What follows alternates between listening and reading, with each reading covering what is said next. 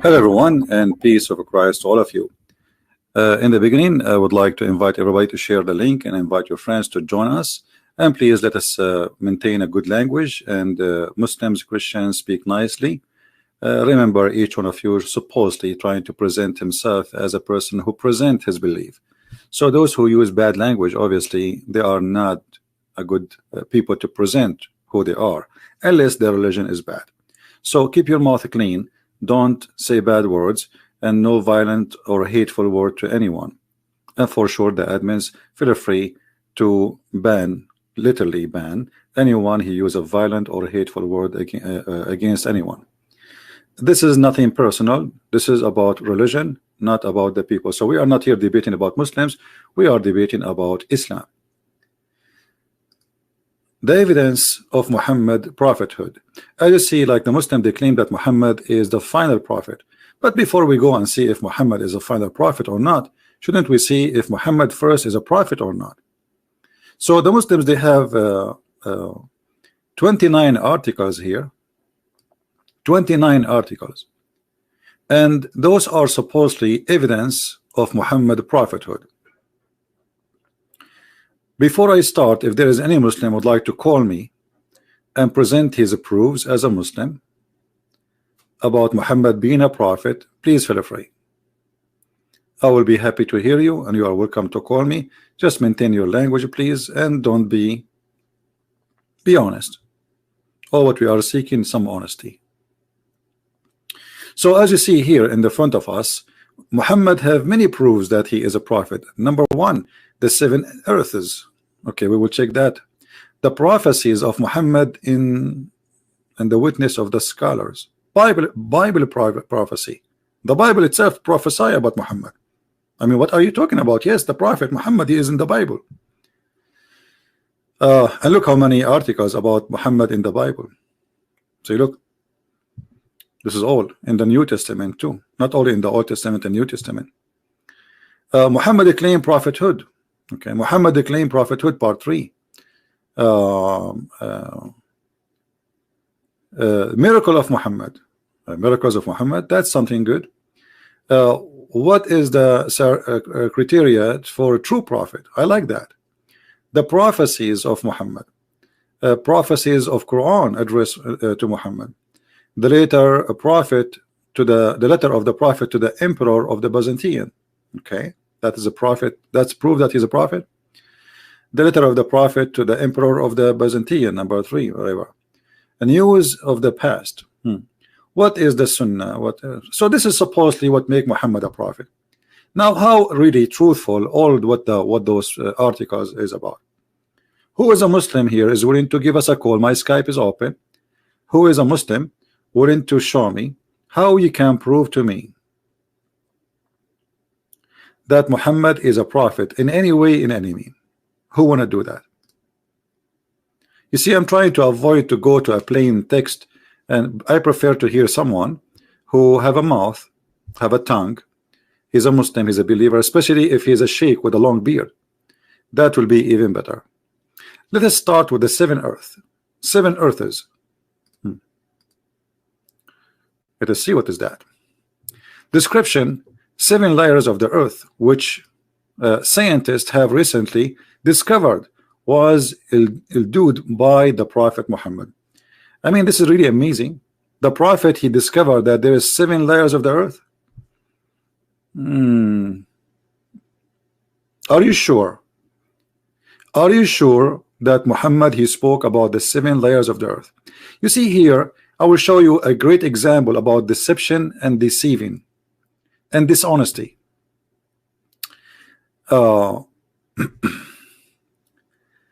Whoever takes a piece of land of other unjustly, he will sing down the 7 earths on the day of resurrection. This was about the 7 earths, layers inside the earth.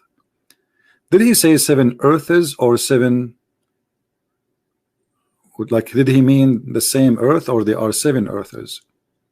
If we go in the Quran, and we will check first, we will check the layers of the earth to see how many there are, so we can love together. But if we go in the Quran, we will find this. Muhammad, he mentioned in the Quran that there is 7 skies and there is 7 earths.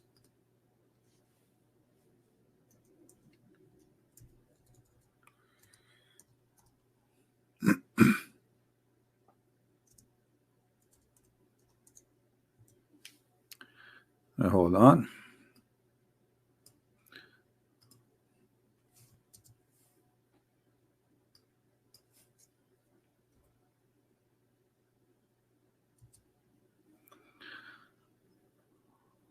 In chapter 2 verse 29, it says that Allah, he created 7 heavens, 7 skies, 7 skies. All right, now how many earth Allah he created? If we go, we will find in different verse it says the same, that Allah he created 7 heavens, 7 skies, and from the earth the same number, and that will be found in chapter 65 verse number 12.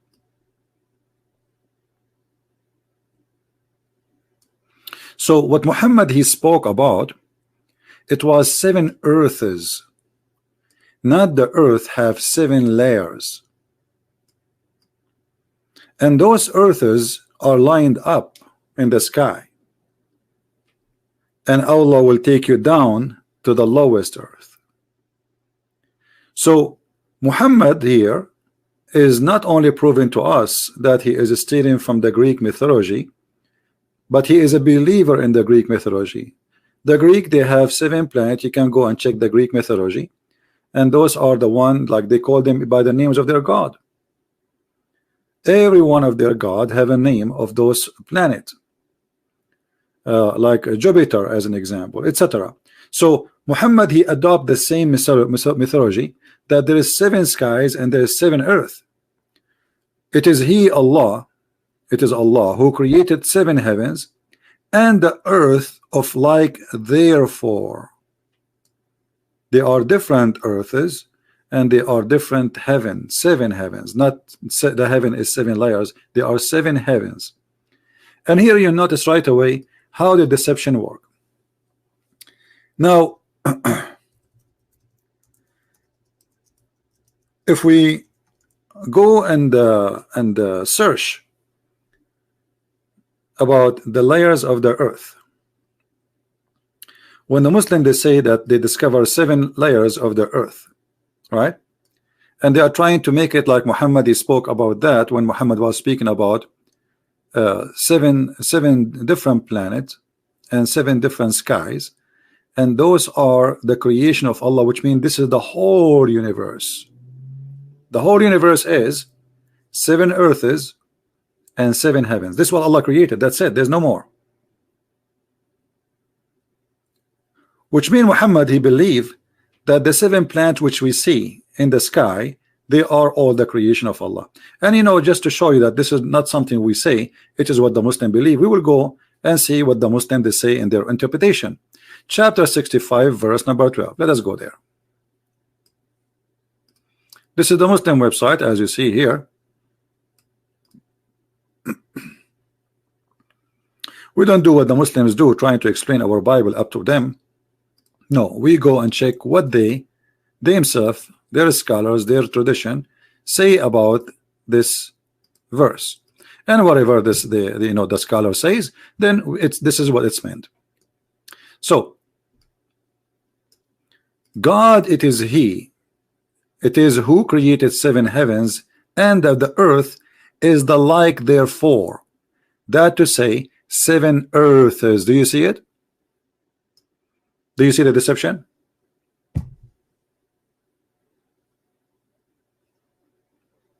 Is it clear? So this was not about the 7 earths layers as they claim. It was about 7 earths. Actually, even in their translation, it says that. Read carefully.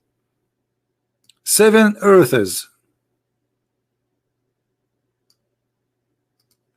Do you see it? So there is 7 earths. I mean that your translation is saying it there. 7 earths. There is 7 earths. There is no 7 layers of the earth. There is a 7, which means there is 7 earth. The layers of the earth is not 7 earth. Do you see here the deception, how they try to imply? And Muhammad is stuck with number 7, as you see. He heard the number 7 in the Bible. The Jews, they say number 7. Jesus says number 7. Muhammad, you have to copy the number 7.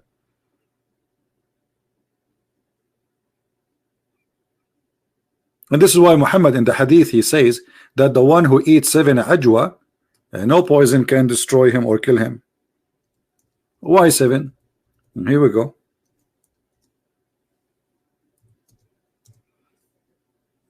The power of number 7.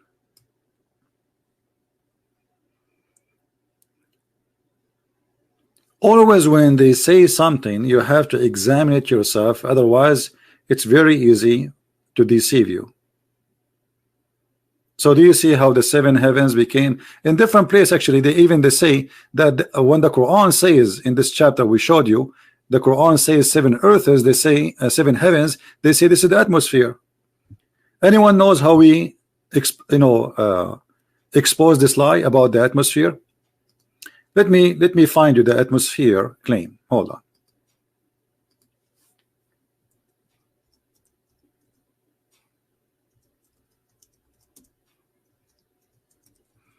So we can read together. Miracle in the Quran. The atmosphere. Okay, where is the atmosphere? The Quran speak about the atmosphere. Yes, brother. Read carefully. Let me zoom more in the page. I hope this page will allow me. Yeah, that's good. All right. Here the Muslims are trying to teach you what is the atmosphere is. All right. Okay, where is the atmosphere? Oh, this is the atmosphere, not the layers of the atmosphere. I will be back to this one, but I want to go to the layers of the atmosphere in the Quran. Just hold on. One by one.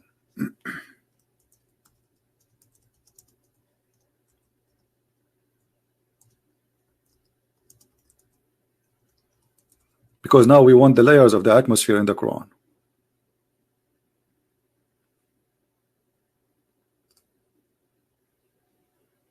Here we go.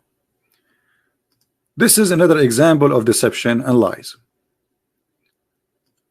Let us zoom in. The scientific miracle of the Quran, the layers of the atmosphere. It is He who created everything on earth for you, and then He directed His attention to the heaven, and He arranged it into 7 regular heaven. His knowledge of all things. Chapter 2, verse 29. This is the Muslim translation, not mine, as it is in the website, as you see. Another verse. Then He turned to heaven when it was a smoke in 2 days, and He determined them as 7 heavens and revealed in every heaven its own mandate. Chapter 41, verse number 11 and 12, and this is the Muslim translation. And then if you go down, here we go, you have the atmosphere. The atmosphere is 7 layers, which is not really too much accurate, but we will let it go. And even about the earth, by the way, it's not true, because every layer is divided to layers. They are not really what they are claiming, but we will go with this just to show you the deception. I'm not going to touch anything about the atmosphere. Let us assume that it is really 7 for both the earth and the earth layers and the atmosphere layers. He revealed in every heaven its own mandate, and then the Muslims explain to you that here we go, there are 7 layers in the atmosphere. How we can get them busted? Anyone remember? Anyone remember how we can get this busted so easy, so fast? Who remember? Anyone? How we can prove that this is always a lie? Thank you, Greenbird. See, Greenbird is listening carefully. The Quran says that Allah, He put the stars in the lowest heaven of those 7 heavens. Allah, He put the stars. You see, the Muslims who made those articles, they are playing the game, like the game play and work with those who they are ignorant. They do not know much about Islam. So you see this article, it says that like, wow, okay, but look what the Quran says.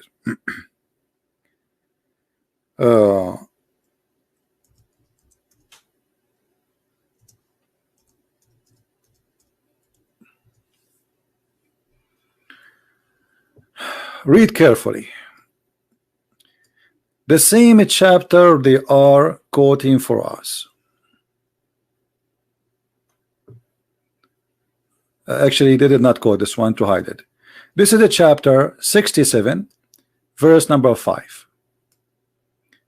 And indeed, we adorned the lowest heaven with lamps.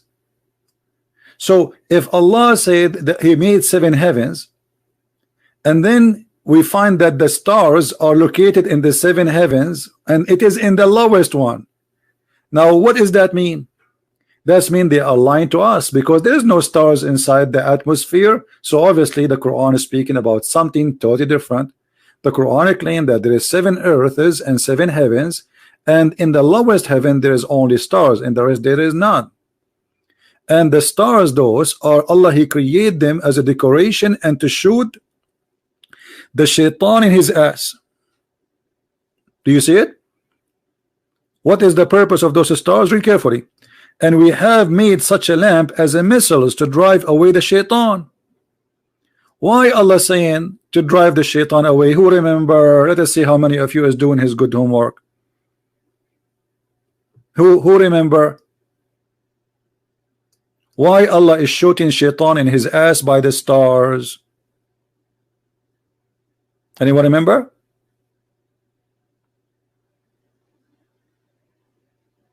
They are going to spy. Thank you. Here we go. See, we have smart people here. People, they are listening carefully and they are learning. Thank you. So the shaitan, according to the Quran, he tried to spy at Allah.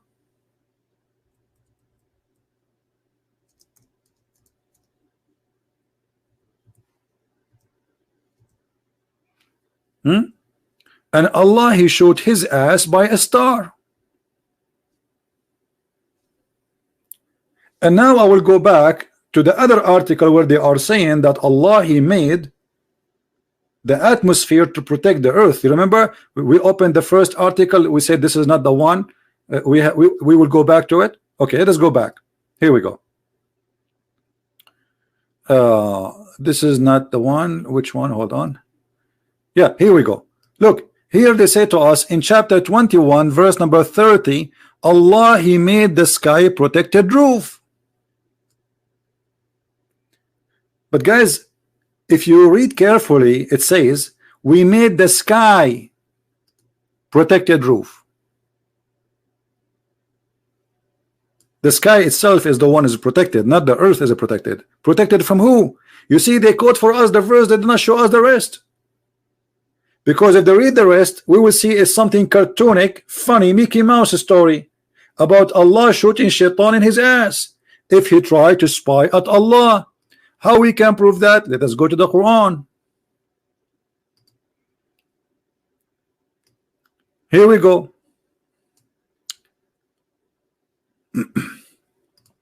Indeed, we have put the biggest stars in the heaven, and we will beautify it for beholder, and we have guarded it. Which one? The lowest heaven. Do you see? Between this is the Muslim translation, not my translation.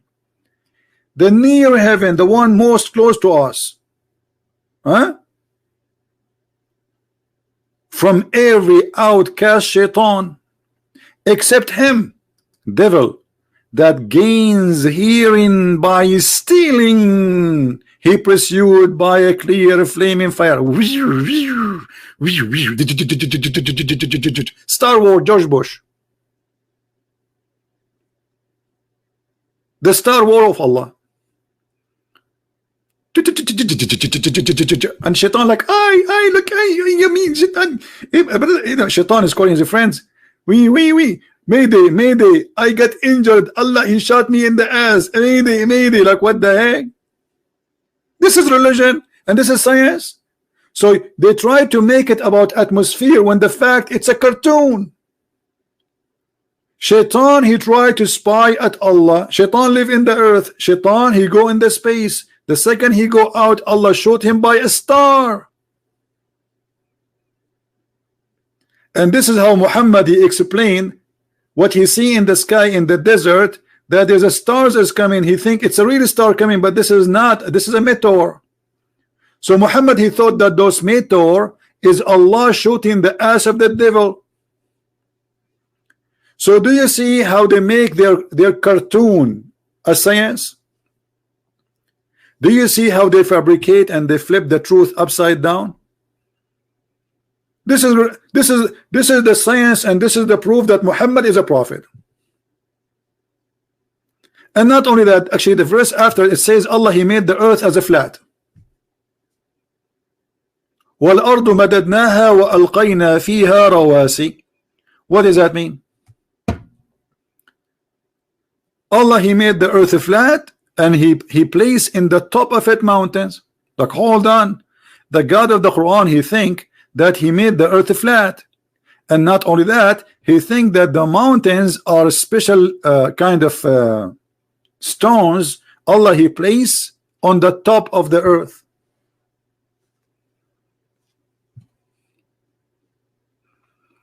So do you see the deception? This is very good to make a cartoon movie. Actually, I wish I have like a good skills to make a cartoon. I don't have a you know, that skills to make a. There's some software they make cartoons. That would be fantastic. About a God who is teaching his followers that Shaitan, he tried to spy at Allah, and then Allah, he shot him in his ass.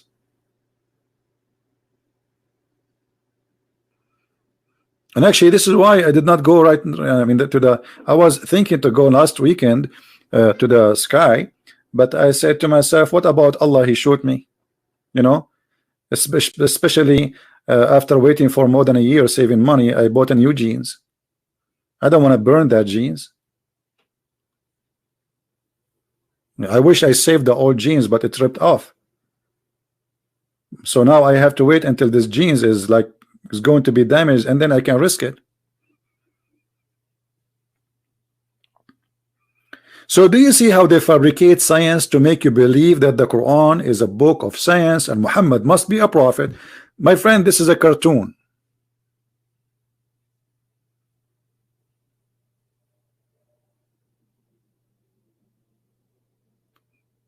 This is not even fit for a cartoon. Once I was speaking to a girl, she is like 6-7 years old. You know, we saw a broom. So I said, this is the magical broom. She said, you think I'm stupid? There's no magic. She is like 6-7 years old. I could not convince 7 years old with the broom of magic of Harry Potter. And she said to me, do you think I'm stupid? There's no such a thing.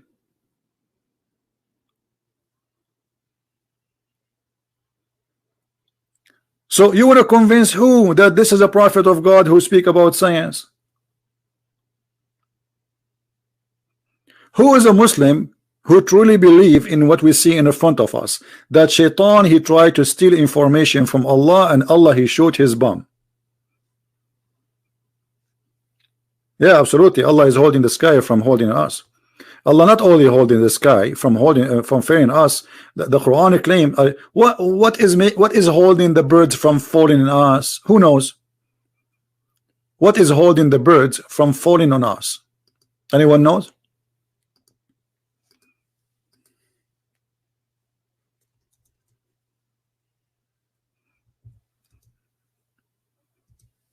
Allah. Allah. Why birds don't fail on us?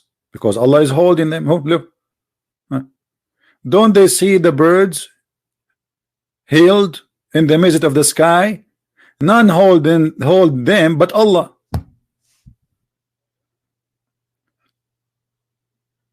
Do you see it? So question, who is the one is holding F-16 in the sky? Allah. Okay, F-35, Allah. The MiG, Allah.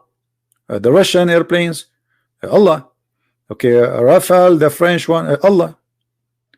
Who is the one is holding Boeing 777 in the sky? Allah.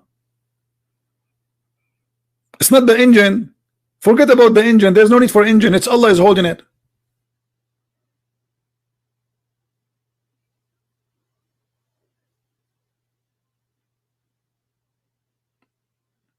This is Muhammad.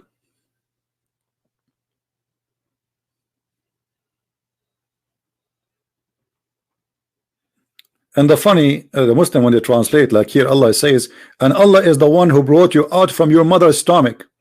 The Quran translated as womb, but the word in Arabic is button. How the word button became a womb? Button is either the stomach or the belly. So you notice here that they are trying their best to fool you. You see what is making this disgusting? There is no honesty. Deception is allowed. Not only allowed, it's encouraged.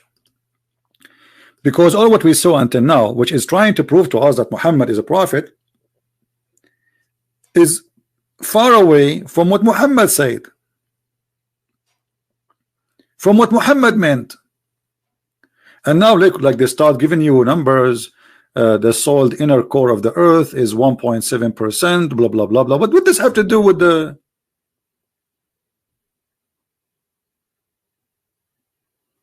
So do you see how they lie to you? This is why we cannot trust. We cannot trust. I cannot trust really any Muslim trying to explain Islam to me. Bible prophecies about Muhammad. Okay, hold on. Bible prophecy about Muhammad. Where? Are you sure? He said, brother, I'm very sure, but I thought the Bible is corrupt, brother.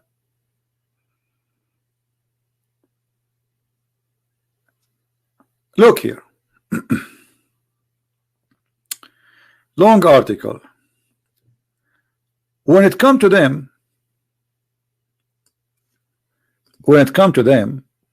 a book, the Quran, from Allah, not from God, confirming that which was with them. Look at the first translation. It says what is with them, not was with them. Okay, and what is the prophecy about your prophet in the Bible? I don't see it. Where? Anyone? Show textual variation. What is that? Where is the prophecy about your prophet? I want to read it. I don't see anything. Nothing. What version? Your prophet cannot be found in any of our Bible except when the Bible speak about evil and false prophets. There is a very easy way according to the Bible to find out if somebody he is a prophet or not. A prophet who speak in the name of other God, and Muhammad he spoke in the name of other God. Allah is not the God of the Christians or the Jews. Some they will say, oh, Christian Bibles they are using in the Middle East and the Arabic translation the word Allah, but this is a false translation, my friend. Allah is not our God, and I am an Arab. Allah is the pagan God of the Arab, the desert, and this God exists long before Muhammad. We have a Muslim here, his name Mirza. Mirza saying in Isaiah 42. Okay, I will show you Mr. Mirza. You can call me Mr. Mirza if you want, so you can read for us Isaiah 42, and so we can see if this is true or not. And here we will show you a great example about how Muslims are being deceived by their own people. The first one who deceive Muslims is Muslims. So this spread the news saying, okay, Muhammad is in Isaiah 42. Did you read Isaiah 42? Did you read it? I'm sure you did not. Because if you read Isaiah 42, my friend, and let me play the audio of Isaiah 42 so everybody can see that this is nothing but a comedy, cannot be true. Obviously Muslims are not reading their books, and they are not reading our book. Isaiah 42. Behold my servant whom I uphold, mine elect in whom my soul delighteth. I have put my spirit upon him. He shall bring forth judgment to the Gentiles. He shall not cry, nor lift up, nor cause his voice to be heard in the street. So who is the one who say Allahu Akbar, scream so you can terrify the infidels? The one who scream left and right, kill them wherever you find them. But this person is not, is very peaceful, as you see here. Even his voice. Continue. A bruised reed shall he not break, and the smoking flax. How many human being their neck he cut? How many human being Muhammad their neck he cut? How many hands? How many fingers? How many feet? How many women he raped? How many trees he burned? Let me show you.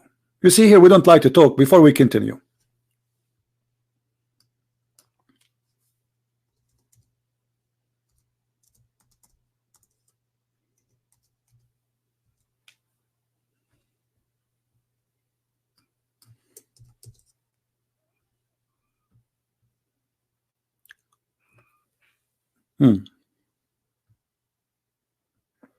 Let's see. This is your prophet. Is that your prophet or my prophet? The prophet, after he killed the Jewish tribes, he not only he killed them, he dig in their graves and he burned their trees and he cut it down. But we just heard that this person, he will not even cut a tree. Are you there, Mr. Mirza? Mr. Mirza, how are you? Are you there? And the funny, the Muslims, they have videos about the prophet. He was a go green. The prophet, he forbid Muslim from cutting grass and cutting trees, brother. The prophet was burning towns, burning houses, burning even trees, and even he dig in their graves. Anyone knows why he dig in their graves? Why somebody will dig in the grave of somebody?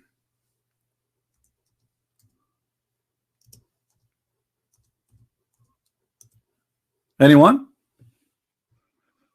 Read Abdul. And this is Sahih. Don't tell me this is not Sahih. I will be really upset if you say not Sahih. Please don't say this is not Sahih. Please don't go. Huh? The mosque of Prophet was built in the land of Bani Najjar, which contained the crops and palm trees and the graves of disbelievers. The messenger of Allah said, sell it for me in the same price, blah blah blah blah blah blah blah. Okay, and then what he did, he cut the palm trees, he cut it off, and he removed the graves. The Muslim, they say, we Muslims, we respect the graves of others. Why you? And the graves of the disbelievers, he dug open it. Why you dug open it? Because he's looking for money with them. This is a graveyard.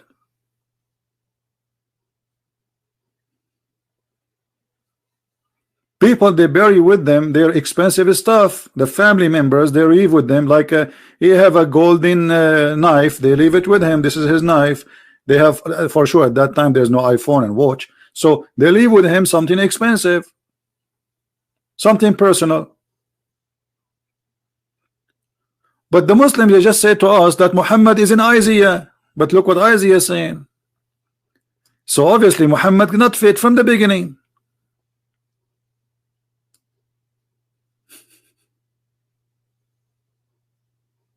You see? You see how easy to prove the lies? Let us continue. Shall he not quench? He shall bring forth judgment unto truth. He shall not fail, nor be discouraged, till he have set judgment in the earth, and the isles shall wait for his law. Thus, isn't it Muhammad, he tried to commit suicide by throwing himself on the top of the mountain? Isn't it Muhammad who he said that Allah said to him, if you have a doubt about me being a prophet, ask the Christians? All of this is against Muhammad. Saith God the Lord, he that created the heavens and stretched them out, he that spread forth the earth, and that which cometh out of it, he that giveth breath unto the people upon it, and spirit to them that walk therein. I the Lord have called thee in righteousness, and will hold thine hand, and will keep thee, and give thee for a covenant of the people, for a light of the Gentiles, to open the blind eyes, to bring out the prisoners from the prison, and them that sit in Muhammad he brought out from prison, or Muhammad he put people in prison. I mean, this is really a stupid thing. And then they will say to you, let us continue. darkness out of the prison house. I am the Lord, that is my name, and my glory will I not give to another, neither my praise to graven images. Behold, the former things are come to pass, and new things do I declare. Before they spring forth, I tell you of them. Sing unto the Lord a new song, and his praise from the end of the earth. Ye that go down to the sea, and all that is therein, the isles and the inhabitants thereof.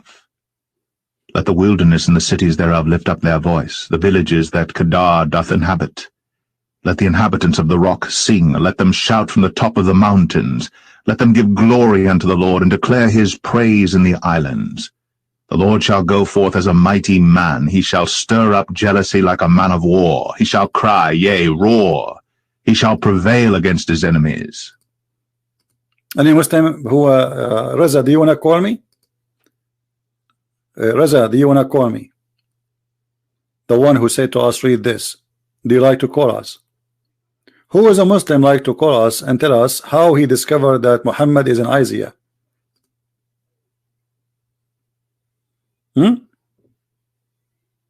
Anyone?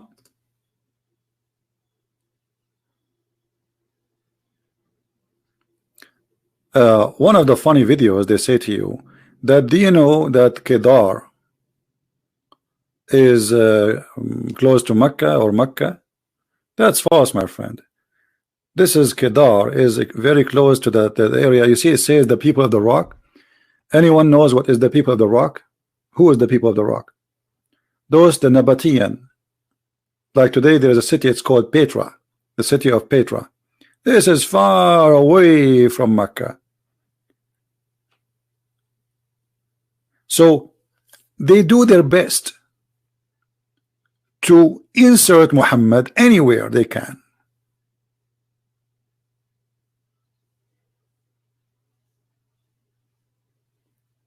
They are so desperate.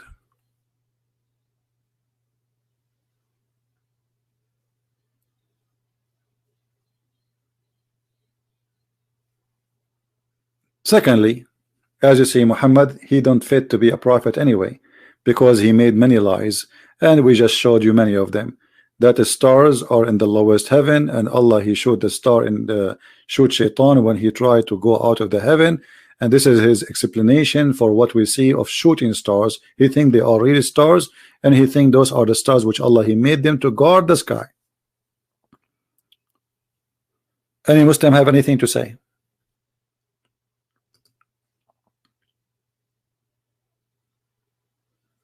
Anyone?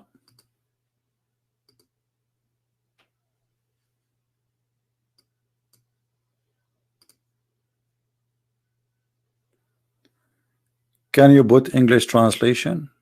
Translation for what? We have it in English in front of you.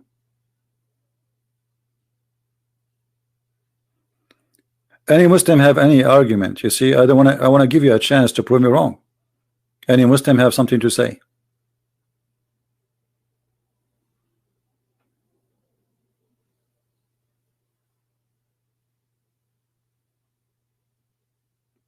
Anyone?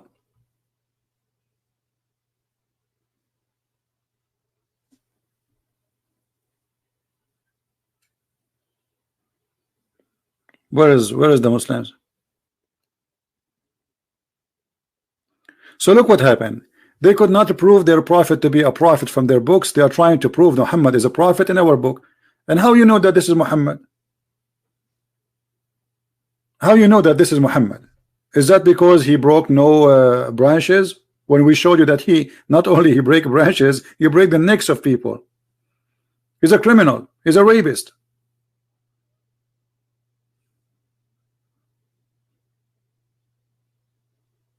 Any Muslim?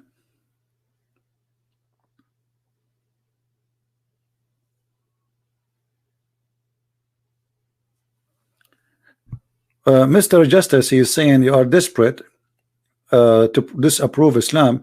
There is 18 prophecies about Muhammad. Okay, why you don't call me and show me the 18 prophecies so that we can enjoy it together? Guys, do you think Mr. Justice, he is brave enough to call us and show us the 18 prophecies about your prophet? And before you go and show me the 18 prophecy of your prophet, how your prophet, he says such a stupid thing in the Quran, that shaitan, Allah will shoot him in his ass if he try to spy at Allah. This is what the prophet do. So let us say there's a prophecy, is the Muslim trying to find it in the Bible, and it is about their prophet as they claim. What kind of a prophet he think that really in heaven there is somebody, his name is Allah, and if shaitan he try to get close to the earth, Allah will shoot him in his ass?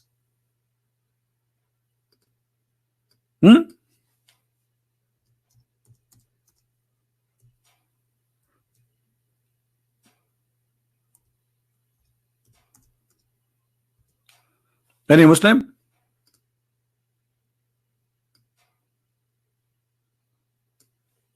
Look at them, how quiet they are. So they have big mouth to talk about prophecies in the Bible, but the second we say to them, okay, explain to us this, because this is a prophecy. This is a prophecy. Muhammad prophesying about something no one knows about, how the sky is functioning. What is the duty of the stars? Why God he created them supposedly? So you're a prophet is a prophet. Okay, how a prophet who Allah told him that he says such a stupid thing? Are you there, Mr. Justice?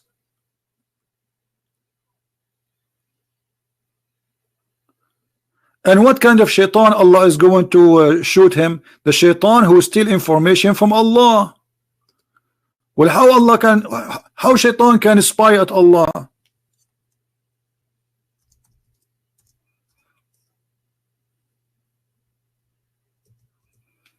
Any Muslim?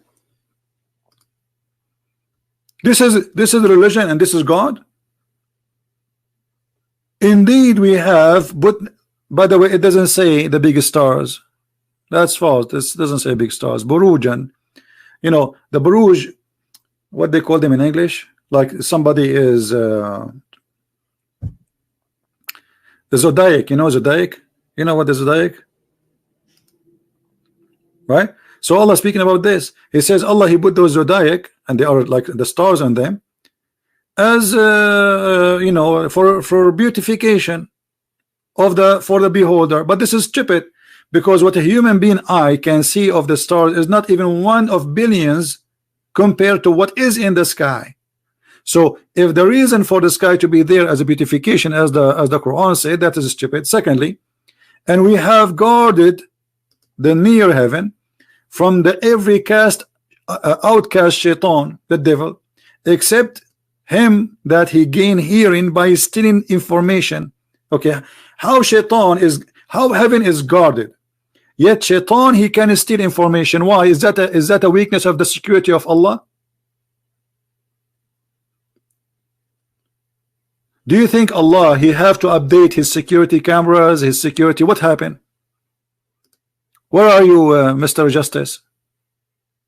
Here we go, we have a prophet. This is a prophet. He says shaitan he tried to steal information, Allah shoot his ass. Okay, is that a talk of a prophet, or this is a guy in Mickey Mouse cartoon? So you can play all the games, say this verse in the Bible is about Muhammad, this verse, there's no verse in the only verses about Muhammad in the Bible is about many like Muhammad, the false prophet. Jesus says be aware of false prophet, they will come to you in the clothes of a sheep, but they are wolves.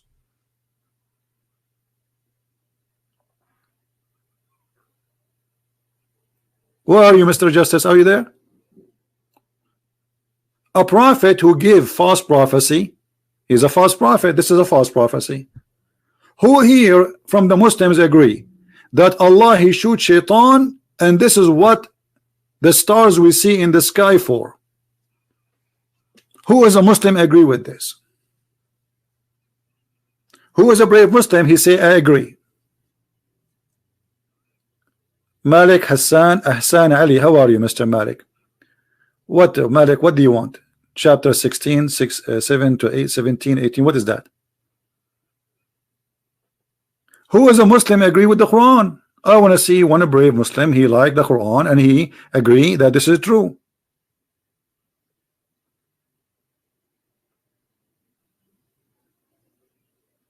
Anyone? So none of you agree?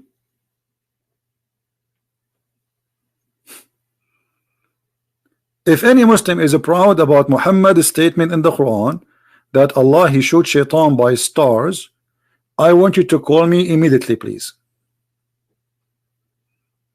Who is willing to do so?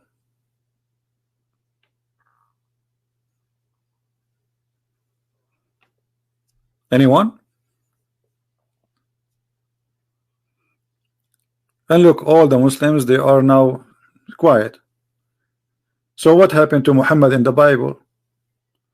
So the Muhammad, the one in the Bible, he says this.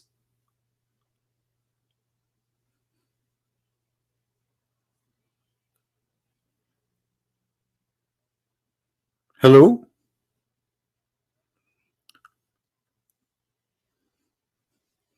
Hello? Guys, I want to tell you a story, but this is between us. But please don't tell anyone. You see, like I have a special connection with Shaitan because the Muslims, they say that Christian Prince, he is supported by Shaitan. So Shaitan informed me, brother, a Muslim record this, that last time he tried to spy at Allah. So he got like 50% of his hard drive. And he got the pictures of the 3 daughters of Allah. And in his way, Allah shot his ass. And the friend, the brother Shaitan, he went to the special hospital because he was really burned badly. But thanks to Allah, he survived because it looked like the Allah weapon is not really working good. When Shaitan he steal information, do Allah kill him or just burn his ass? Well, he stole the information already. So what kind of security he have?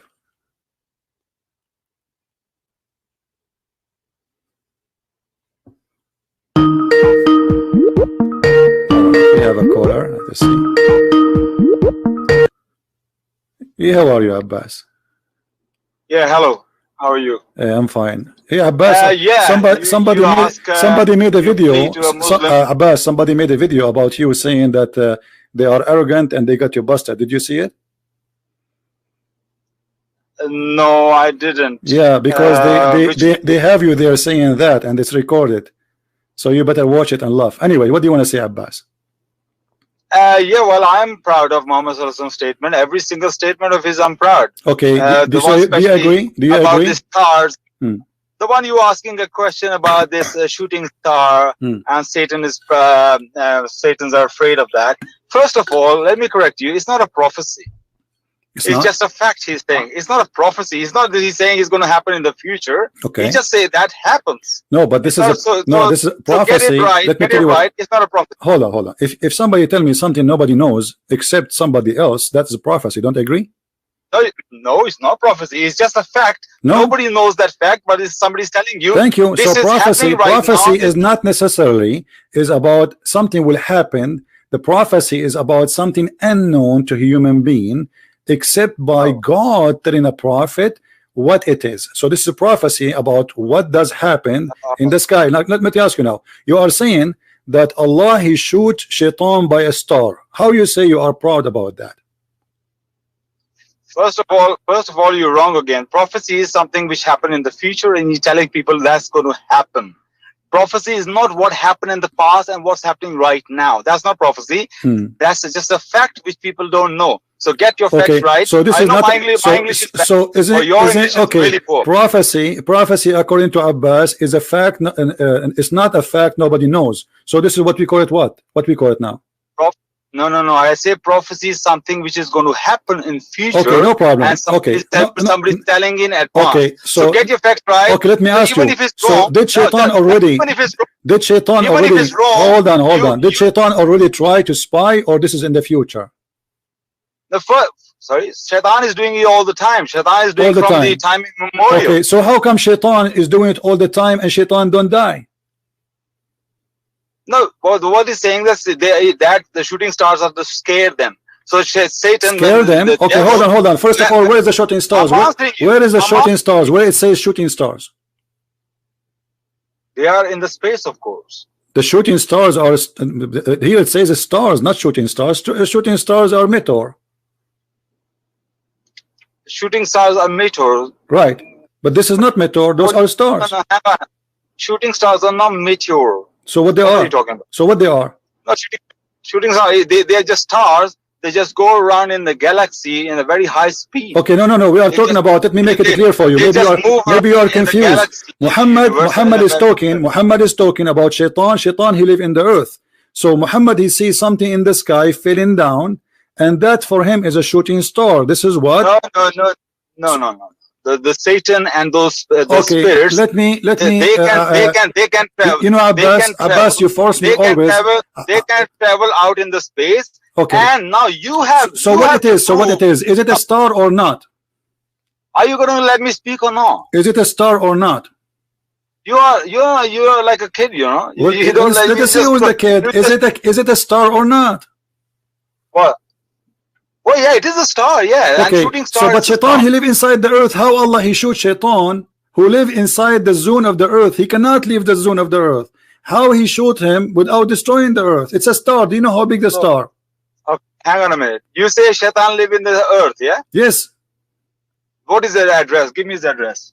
Well, don't you Muslims, you go throw 7 stones to the house of Shaitan in the Kaaba? Give me his address. Now Christopher is going to give us address. Listen. You see, here we go. Abbas is playing as a kid. Give me the address. You're being silly. You give me the address because it's you Muhammad. It's you Muhammad. Hold on. Let me put the picture of the house of Shaitan next to the Kaaba in Islam. This is not in my religion. In your religion, Shaitan is living in Mecca. Is that true or not? Oh, I see. Like your God live in the answer. Don't answer. Don't play games. Do you Muslims throw 7 rocks at the house of Shaitan in Mecca? Yes or no? That's just a monument. It's just for the remembrance what Abraham did. What Abraham did? So there is no Shaitan. Satan is everywhere. He can be everywhere. Okay, hold on. Hold on. So you are saying to me that Abraham he throw rocks at the Shaitan there? That time Satan appeared to him. In that place. Okay, let us say Shaitan he appeared to him in that place. Why you Muslims? Why he appear in the same city of Allah, the city of Allah, in the holy city? What Satan is not bound not to. You know, even in the Kaaba, in the middle of the Kaaba, people still there are signs there that be careful of thieves. Okay, listen. Let us go to your request. Let us go to your request. You are the one who says to me, Shaitan is in the earth. Give me his address. You said to me, give me his address. Let me ask you, is Shaitan is in the earth or not? Satan can be everywhere. Okay, can he be out of the earth? Can he be out of the earth? Absolutely, yeah, he can be out of the space guys, as well. Remember, and because this guy, he will say later, he will say, I did not say that. He just said, yes, he can be out of the earth. Absolutely. Do you mean he can be out in the space? Yes or no? And out of the earth, out of the zone of the earth? Yes or no? You said yes. Yeah, I'm going to answer you. You said already yes. You said already yes. I'm answering you. Yeah. Why always yes and no? Are you still a terrorist? You said already yes. Explain to me. Just give me more details. You said already yes. I'm not waiting for you to say yes. I am saying, look, I am as a Muslim. I have no problem if I'm proven wrong. If you prove me wrong, fine. But to my knowledge, Satan is a force, and he can be out of the space, out in the space, and he can be. That's my understanding right now. All right. I'm not going to quote you where the Quran says or not. But if you prove me wrong, I have no problem accepting you wrong. But the thing is, even if he's trying to going out of in the space with the shooting stars, he can be scared and he do not go out. All right, hold on. You see, but you said the Shaitan he's not in the earth. You are the one who said that. I said to you, how Shaitan he can be shot by a star, but he live in the earth without destroying the earth. No. You say he lives in the earth. That's what he said. Yes, he live in the earth. He cannot go out of the earth. He cannot read the Quran. Read the Quran. Exactly. You are an official ignorant. Read the Quran, chapter 55, verse number 33. Allah is challenging mankind and Shaitan to go out of the earth if they can. What do you say then? Finish the verse. Read it. Finish the verse. What? Read Go it. Ahead. Read it. You read it. Go ahead. No, you just said you read Allah saying يا معشر الجن والإنس إن استطعتم أن تنفذوا من أقطار السماوات والأرض فانفذوا لا تنفذون إلا بسلطان. Now, Ru, go ahead. No. Read the whole verse in English so everybody can understand. Finish the verse. It's your problem. You don't know English. So why you don't read? Why you don't read for us so we can laugh? Okay, I can tell you. This verse is, I'm telling you by my memory, yeah? It says, without the permission of Allah. They cannot go out without the permission of Allah. So, and you know what? So you know that. Okay, did Allah give a permission? Did Allah give a permission to the shaitan to get out? Let me explain. You know what you just did? By the will of Allah subhanahu wa ta'ala, Allahu Akbar Kabira. What you just did, you have read the verse which actually has a prophecy. It's amazing prophecy in this verse. Okay. It's talking about the space travel for humankind, which no one could ever imagine. This verse is actually telling us that without the permission of Allah, no one can go out of the space. And now it never says that no one can ever go out of the space. It says, yes, without permission of Allah, you can't go out. Okay. So this is actually a prophecy. Okay, hold on. Guys, we heard Abbas. Listen to this. He heard Abbas. He is saying now, according to him, that Allah, he gave shaitan and a human being to go out of the space. Is that what you're saying? I say without the permission of Allah. No, make it clear. Did Allah give a permission? Did Allah give a permission to the shaitan and to the listen, one by one. Did Allah give a permission? Either you say yes or no. Okay. What we know now, we know that humans being went out of the space, so they got the permission. Now about the jinns, we cannot say for surety they got the permission or not. But even if they go out in the space, can they go out as far as to know what the Quran is and where the angels are above the second heaven or the third heaven? Let me expose you, Abdul. Where the revelations are. Okay, let me expose you. Let me expose you, Abdul. You are an ignorant as usual. The verse after it says, if you try to do so, Allah will shoot your ass by fire and by copper. Read it. No. It didn't say ass. Wait, why are you putting words in the Quran? Not ass, so what? Shoot him where? Just read the verse. Okay, here we go. You said to me, yes, Allah, he gave a permission to the man and to the genie. And the proof, according to you, already a human being went out of the space. But Allah saying, if you try to do that, Allah will send against you both smokeless fire, flame of fire, molten brass of copper, and he will burn you. So why you are lying? Read the verse. Read the verse. It's in front of you. Stop saying to me, read the verse. I am not on YouTube. I'm not watching YouTube. Okay. No problem. Open chapter 5, verse number 35. Chapter 5, you say, or 55. Chapter 55, verse number 35. Okay. Just give me a minute. There are many prophecies of Muhammad. Deuteronomy 18 is full of that. No problem. Here we go. Focus on the prophecy which Muhammad, he said from his mouth, not somebody else. Stop playing games. Now you said, everybody heard you, that yes, it's proving that a human being was able to go out of the zone of the earth. And obviously that's mean Allah, he gave him permission.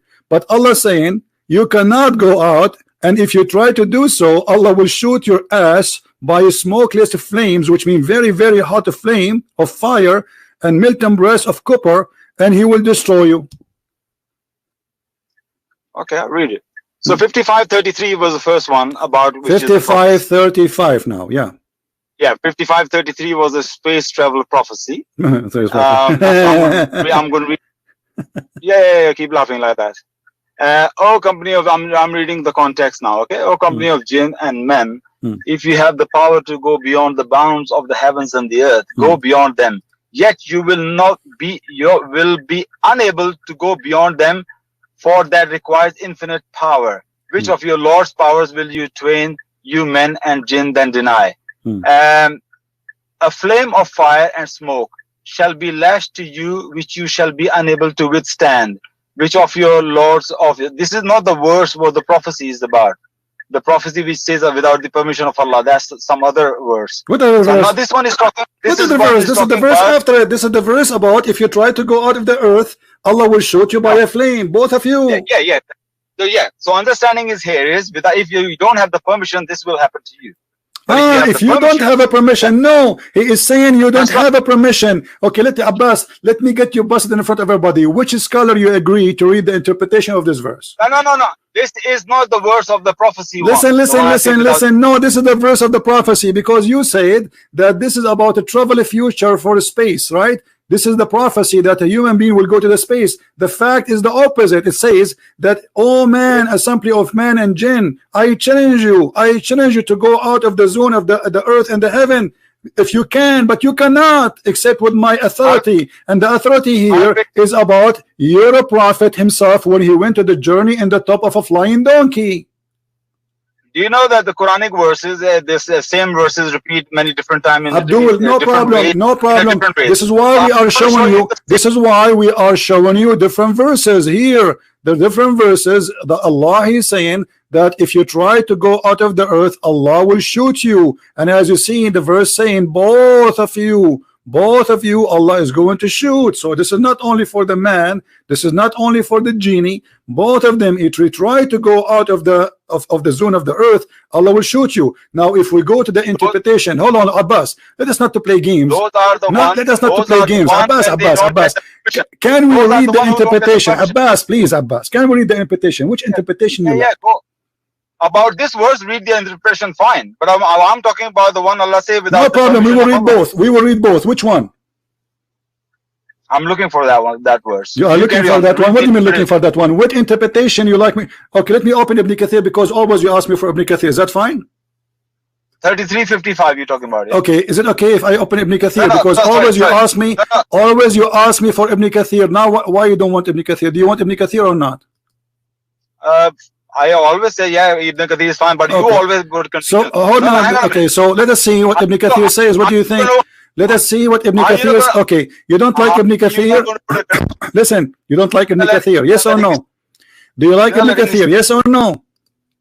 Ibn Kathir is very good, of course. All right, here we go. Ibn Kathir, guys, Ibn Kathir is very good. Here we go. This is Ibn Kathir. I did not even open it. This is your Muslim translation. All right, here we go. Here, let us see what it says. O assembly of jinn and man, if you are able to pass beyond the zone of the heaven and the earth, then pass beyond them, but you will never be able to pass them except with the authority from Allah. This is a translation. Now, meaning you will never be able to pass, to escape Allah's orders and decrees, because read it, you will never be able to avoid the avart of his rule and judgment over you. You are surrounded by whatever you may be. And also this is gathering when the angel compromising 7, and then he says illa bi sultan. Let's read what you are saying here. Except with the authority, meaning except by the command from Allah. So Allah have to give a command. Okay, hold on. On that day man will say, where is the refuge to flee? No, there is no refuge into the Lord of Allah. So nobody will be able to refuge, no one, no exception. And here it says, he continue, and those who they earned, yursilu alaykum shawadun min nar, there will be sent against you both shawaz of nar, which mean like a very hot fire, made from copper, and you will not be able to defend yourself. Ali ibn Abi Taha reported from Ibn Abbas that shawaz is a flame of fire, and then he says it's the flame from above the fire, below the smoke. And then he says, we continue, and even he will use copper. Abu Talha, he reported that the smoke of fire similar reported to Abu Talha, blah blah blah blah. Jabir said that the Arab used to call smoke fire. Smoke is called fire. Remember that, because we will talk about it later. So now look, and you will never be victorious. So Allah never allowed anyone to go out of the zone of the earth. Is that it? Yeah, this is the tafsir in front of you. You just waffle a lot, you know that. You just waffle and waffle and waffle. Do you see here anyone does it say that you will not be able to escape Allah? So when it says without the permission of Allah, what that means? Okay, who is the one? Never, okay, did Allah? Never, okay, did Allah give a permission? Allah gave a permission only to His prophets to go to heaven, and He named only Jesus and Muhammad. Yes or no? Is that the tafsir says that? Okay, I will show you the tafsir saying that. I'm asking you, say yes or no. Challenge me. Show me. No, and no. Allah did give permission to human beings to go in the space as well. But what you Allah, He gave a permission to human being to go in the space. Where we can find that? That's why we understand. This is the prediction. Allah is telling you. Look, the Muhammad 1400 years ago talking to the Bedouins, the Arabs, the camel herders. They could not even possibly imagine to go into the space. Go into space. They couldn't even imagine to fly. Okay. So what Muhammad is saying here, he should have just said to them, no one can go, and everybody will believe. Of course, it's impossible. He didn't say that. No, he did not say that because he told them already. Because he told them already. He took a flying donkey and he went to heaven. Because if nobody can go, that's mean himself he cannot go. No one can go without the permission of Allah. All right, no problem. Who is the one who get the permission of Allah? If there is anyone beside Muhammad and Isa, if there is anyone beside Allah and Isa, not according to the Quran and Hadith, but since Allah prophesied this, give prophecy, we know that people are traveling in the space. Okay, okay. You know what? Let us go one by one. Let's go one by one. So hold on. Okay. Listen. When Allah he says, human being and genie, you cannot go out of the zone of the earth without my permission. Isn't it Allah? Isn't it Allah? Hold on. Isn't it Allah who orders Shaitan and genie to go down to earth, and he says to them, "Do you stay there forever?" Look, we still stay here. Humans are still staying here, but we travel in the space. We travel in the space. So Allah, that's mean Allah. Okay, hold on. Okay. Hold on. When Allah he said to Shaitan and to Adam, get down. Yeah. Get down where? That's you going some different topic now. I can no. I'm not getting different topic. He told them get down. Get down where? Okay, now there are difference of opinion. Some Muslims do believe, actually majority of Muslims, they do believe they were in paradise, and from paradise come down to the earth. Okay, but there is another thought. When Allah he said to them, you go down to the earth, is that a penalty? Is that a penalty or reward? So there is no other earth. Okay, Allah said to them, get down. Did he say to them another place in the Quran, get up? I haven't finished. I am of the opinion which is the other opinion. Don't tell me other opinion. Tell me your opinion, my friend. You are the scholar here. You are the big scholar. No. Tell me your opinion. Don't play the game of different opinion. This is what the Muslims they do. They start to confuse you. There's many different opinions. There is many opinions. Tell me the opinion which is convincing for you. Don't tell me different opinion. Allah he told Adam and Shaitan and Eve to get down. Did Allah ever say to them get up? So this was a penalty. If you let me answer, can I answer? Okay. You just so desperate to win, isn't it? We are winning always. People are laughing. People are dying at you laughing. You are saying that Allah, when He challenged people to go out of the zone of the earth, this is a prophecy about a space trip. When the fact He's saying the opposite. And if they try to go, Allah will shoot their ass, both of them. The verse after it says right away in the front of your eyes that it says both of you.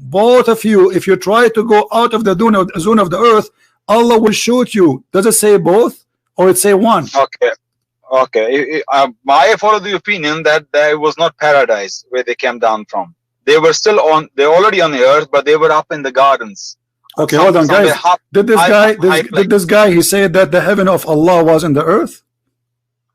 That place where they were gardens, where they were, because paradise not necessarily mean heaven. Okay, paradise could be the place of beauty. Place, a very nice place, high garden. So I'm of the opinion they were on the earth at that time when Allah said get down from here. Which scholar agree with this? Which scholar agree with me? Well, I think if I'm not wrong, I think Maududi has this kind of explanation. Maududi. Who's Maududi? Maududi is a scholar. No. Maududi is a scholar. Don't quote me on that. Maududi is a scholar. Maududi is a scholar. Maududi has a very good student called Listen, Abdul, listen. Let me ask you. If I show you your prophet saying the opposite, that heaven was in heaven and it's not in the earth, are you going to follow Maududi or you follow your prophet? I follow my prophet, of course. Okay, so how come you quote for me the Maududi? Are you saying to me you are an ignorant idiot? That's why I give you two. Are you saying to me you are an ignorant idiot? You heard about Maududi. You heard about Maududi, what he explained this verse, but you did not hear about your prophet? That particular hadith probably I don't know, but anyway. No. I'm not asking you about the particular hadith because you are reading the interpretation, right? So the interpretation of Maududi is based on what? He was with the prophet, he knew what the Quran is saying, without what? old interpretation, they have to go back to what their prophet said, or at least one of the companion. Do you agree?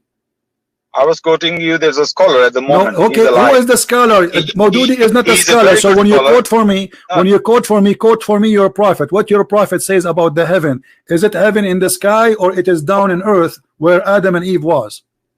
Am I allowed to speak? Okay, look, let's say the first opinion. So what's your point? Let's say the first opinion is right. Whatever they came from paradise. I ask you to give me the correct opinion. Stop saying the first one, the second one. Which one? No, to me, both doesn't matter. What you just the point you making. Okay, let me ask you a question. I don't know how stupid you are, but sorry to call you stupid because you didn't deserve it. Read carefully. In the verse in front of us, it says that go down to earth. Yes. Go down to earth. So if they were in the earth, how he is saying to them go down to earth? Hang on a minute. This was then the shaitan made them slip there from, and the brackets say paradise, and got them out from that in which they were. We said, get down all with enmity between yourselves.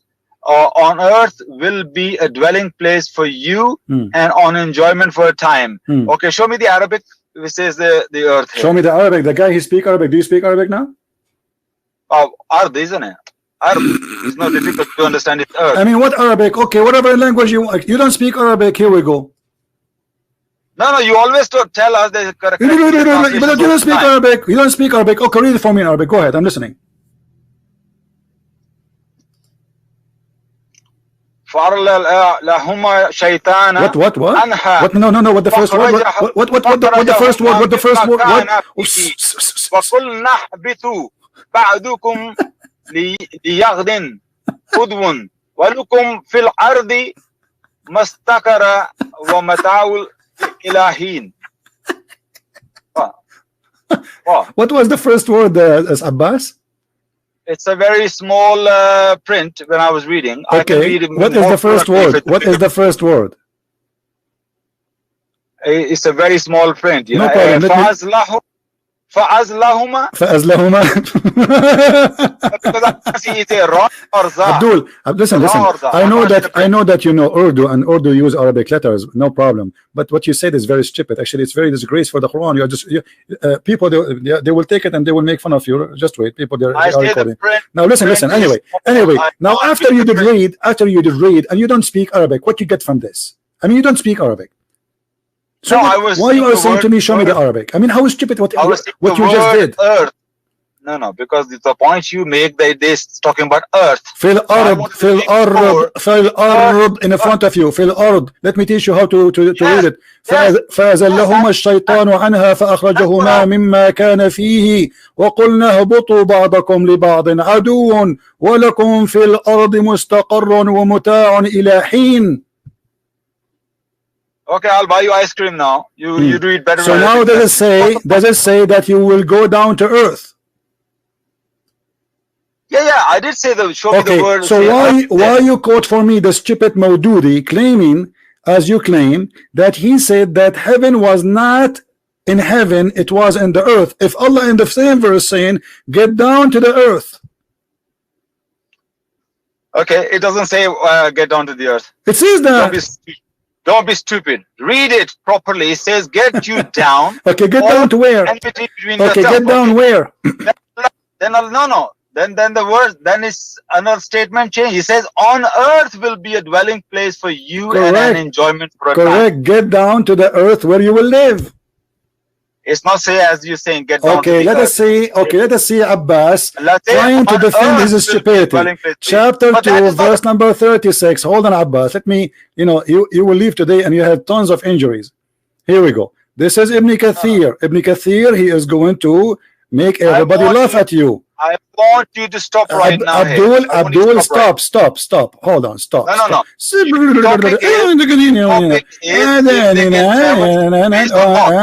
Okay, hold on. Topic is not if they were in paradise or not. All right, here we go. That is not the topic.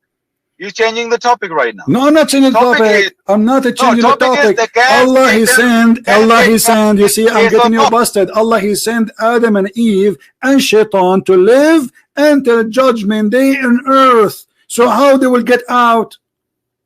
Okay, that's the question now. Look, We humans are still traveling in space, but we're living on Earth.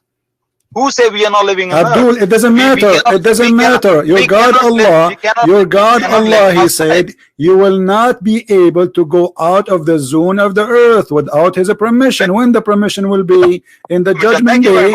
Either in the judgment day, or Allah, He have exception for His prophet. As an example, He took Muhammad in the top of a flying mule. It's called al-Buraq. This is the exception. This is the authority of Allah. Yeah. So what you are saying that Allah, after He sent Adam and Eve, He gave another permission that a human and shaitan can leave the earth, when the fact is totally the opposite. That's why I'm showing you this verse, to make you connect the dots, so you might learn something, make you smarter. But you don't want to learn to be smart. The verse in the front of us saying, if you can go out of the zone of the earth, you cannot. I challenge you. And nobody can leave without permission of Allah. But Allah never gave a permission. And the proof, Allah, He gave order to the shaitan and to the human to go down to the earth, and they will not leave unless he is a prophet. Allah asked for him, as what happened to Muhammad or to Isa, who is right now in heaven supposedly. This is the authority. And then He continues saying, and if you try to go, Allah will send against you fire, and He will burn you, and you will not be able to defend yourself. May I? Okay, I'll refute you. First of all, I don't know why every time I call you, you get personal with me. It's like I'm talking to my ex-employee, a very angry ex-employee, always attacking me for no reason. Secondly, you make a claim that the Quran is saying that you will only go out of the heavens on the day of judgment. That's what you make a claim. I challenge you to show me any even tafsir which says only on the day of judgment we will go out of the heaven, and not before that. All right. Show me even a tafsir. Okay, guys, did he say show me any tafsir? So if I show you, you will concede and you will say you are ignorant? Yeah, absolutely, I will. But do you know what I'm asking you? No. You just told me what you asked me. Show me any tafsir says that only. No, I said to you, only prophets of God, they get permission. Did I say that or not? No. You said on the day of judgment we will go out of the earth. Before that, we are not going to go out of the earth. Isn't it Allah in the Quran says, you idiot, what are you talking about? Isn't it the Quran says that in the judgment day Allah will destroy the earth, He will rub it with His hand, and then He will burn all people, and the Muslim, they will go in Surat al-Mustaqim, they will go over the bridge? That is not the same thing. This is the same thing. Is the earth going to be destroyed? Is the earth will be destroyed? Nobody's saying Earth is not going to be destroyed. Nobody's saying that. So where is the Muslims will stay? If the human, they will not go to heaven, and the heaven is an earth. This is what you are trying to say to me. I said to you, they will go to heaven only when in the judgment day. After that, people will go to hell and people will go to heaven, but the heaven is not in this earth. Yes or no? Listen to me now carefully. My challenge to you is this. Show me anywhere, even a tafsir, which says that before the day of judgment, no human beings or jinn, anybody will go out of the earth. No one ever, only the day of judgment. Show me any tafsir say this thing, because that's what the claim you make. How many tafsir you want? I just want one. One tafsir says. I will show you all the tafsir. Here we go. I will show you all the tafsir. Yeah, you know what I'm asking you. No one. And you know what I'm. You know what I'm asking you. And you, as long you are reading Arabic and Urdu, that will make it more funny. Right. Let us see. Hold on. I can't read Arabic without vowels. Without what? Without vowels. Dama, kasra, fatha. I can't read without that. Okay, read with me. This is Tafsir al-Tabari. إذا كان يوم القيامة أمر الله السماء الدنيا فتشققت بأهلها ونزل من فيها من الملائكة فأحاطوا بالأرض. Actually, I will use Google translation. Hold on. So you don't say I don't know how to read. That is about. This is for the same verse we are reading. This is the same verse we are reading together about. You know, you, genie, and mankind. You cannot leave the zone of the earth. All right. Here we go.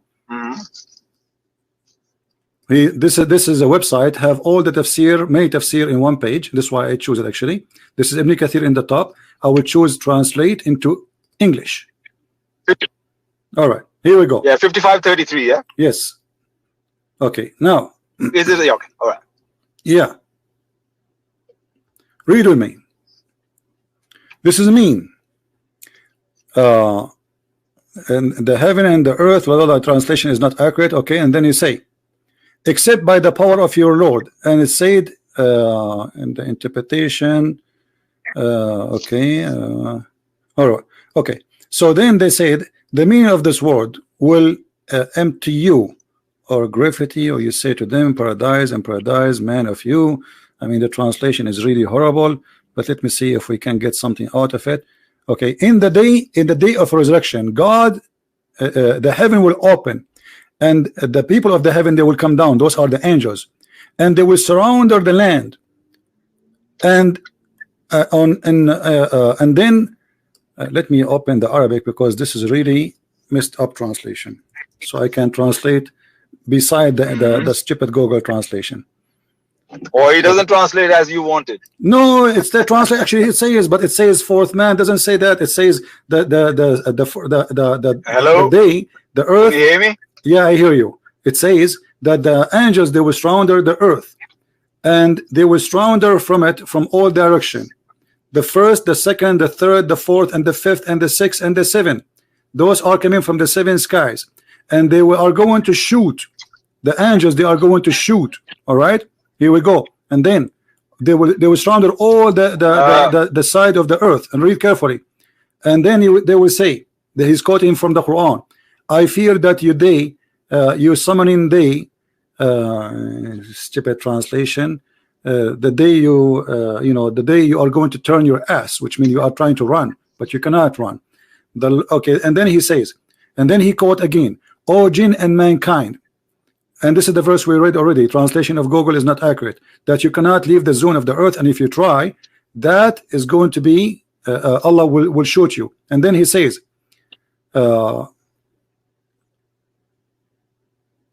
anyway, what is saying here, that you will not leave the earth until the judgment day. Do you see it? He's talking about the angel will come down in the day of resurrection. In the day of resurrection, Allah will send the angels down, and no one before that day can leave the earth. And then the angels, they will start. It says that in the front of us. No, then you just say before that day no one will leave the earth. Where did it say that? It says in the front of us. Here we go. Let me give you the link in the, this is Tafsir al-Tabari. It says that this will happen in the judgment day. So can you highlight what you just saying, that no one before okay. the day? No, I will show it. Part, yeah, well, you see, okay. Let me show you in Arabic, and I will show you in English. Here we go. No, that is my challenge to you. Hold on, this is my challenge to you too. It's in the front of me. It's in the front of you. It says, this is a verse. إذ كان يوم القيامة أمر الله السماء الدنيا فتشققت بأهلها. When the day of resurrection come, Allah will order the lowest heaven to open on the people who live in it, which is the angels. وَنَزِلَ مَنْ فِيهَا مِنَ الْمَلَائِكَةِ, and all the angels who are there, they come down. فَأَحَاطُوا بِالْأَرْضِ, and they will surround the earth from عَلَيْهَا بِالثَّانِيَةِ وَالثَّالِثَةِ وَالرَّابِعَةِ. So they are going to surround the earth from all direction number 1, direction number 2, etc. And then they فَصَفُّوا صَفًّا دُونَ صَفٍّ, and they will line people line after line. And then ثُمَّ يَنْزِلُ الْمَلَكُ الْأَعْلَى عَلَى. So Allah, then the Malak, the highest Malak, is going to come down to the earth. And then when they see him, they will try to run away. But they cannot. So this is what the verse is about. It's about the judgment day. And here we go. This is the English translation, which is a stupid translation, even saying the same. This is when the day of resurrection come. Those angels, the angels of the heaven, they will come down and they will surround on the earth, and nobody can run. Okay, have you finished? Go ahead. Have you finished? Can I make a comment? Okay. Now, whatever you say as a Muslim, that's perfectly fine. No problem. On the day of judgment, that is what's going to happen. But what I was asking you, as you made a claim earlier, that no one before the day of judgment can go up outside the earth. That was the main thing. And you didn't prove me anything, any tafsir. Even Tabari didn't say before the day of judgment. No, he's saying that this verse, you're a crazy person. You are a crazy person. He is quoting for you the verse, O jinn and mankind, you cannot go out of the zone of the earth. He is explaining this verse. He's saying this is, nobody can, and until Allah, he sent his angels down to the earth in the judgment day. It's in front of you. This is the interpretation for the verse. What about the part that Allah without the permission of Allah. What did he say about that? Okay, here we go. All right, here we go. Okay, this is what it's about, the permission of Allah. Here we go. Read carefully again. He repeat again. Ibn Abbas said, all jinn and mankind, you cannot go out of the zone of the heaven and the earth. You shall not execute except by his power. Read carefully. He says, if you can, this is the translation of Google. Know that the heaven. Okay, I understand the point you're making. Can you hear me? Yeah, I hear you. Breaking up. Yeah, go ahead. Okay, first of all, you're breaking up badly. I'm half of the time I can't hear you. You're breaking up for some reason. Can you hear me? Yeah, I hear you. Okay. The pump. First of all, Tabari explained his understanding. Even in his explanation, he didn't use the word like no one before the day of judgment can travel outside the earth. He didn't. My friend, Tabari, this is not. You are this saying is that not this is explanation of Tabari. This is Ibn Abbas. Ibn Abbas when you make a bold this is about the judgment day. This is about the judgment day. This will be the case. Enter the judgment day. You didn't show me he's saying that. You're implying that he.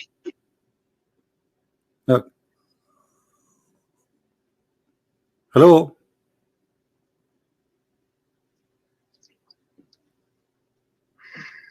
I don't know how to explain to you. I just simply clearly ask you to show me where it says no one can go before that. Yes, Tabari is explaining his explanation.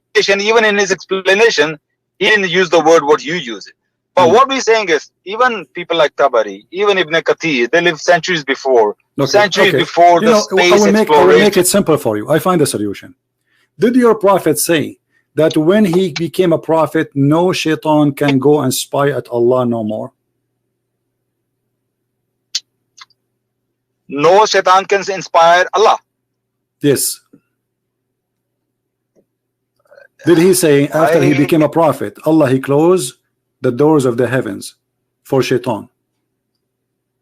Allah, he closed the doors of the heaven for shaitan. I haven't read that hadith, to be honest. Neither I heard from any scholar. When the verse in the Quran, it says that those shaitan who try to spy at Allah, what is the explanation for this verse? It says, and we have guarded the near heaven from every outcast shaitan, except him, the devil, who gained hearing by stealing, he pursued by a flaming fire. You said, which verse? You said, okay, you said, hold on. You said that shaitan, it's possible that he is out in the space, correct? Yes, okay, absolutely, yes. But Allah saying that if shaitan, he tried to go out of the space to spy at him, he is going to shoot him. Do you agree with that? He's going to scare him off from shooting stars. He's not shoot him. Okay, no. Scaring them off. Okay, it says so Allah will miss. Are you saying Allah will miss? Allah will stars, and they were scared them off of the stars. No, where it says scare him, it says he pursued by a flaming fire. Allah will shoot him. CP, can I call you back because you're breaking up most of the time? I think it's not fair. No problem. No problem. I can't hear most of the things you're saying. Okay. Let me call you back. All right.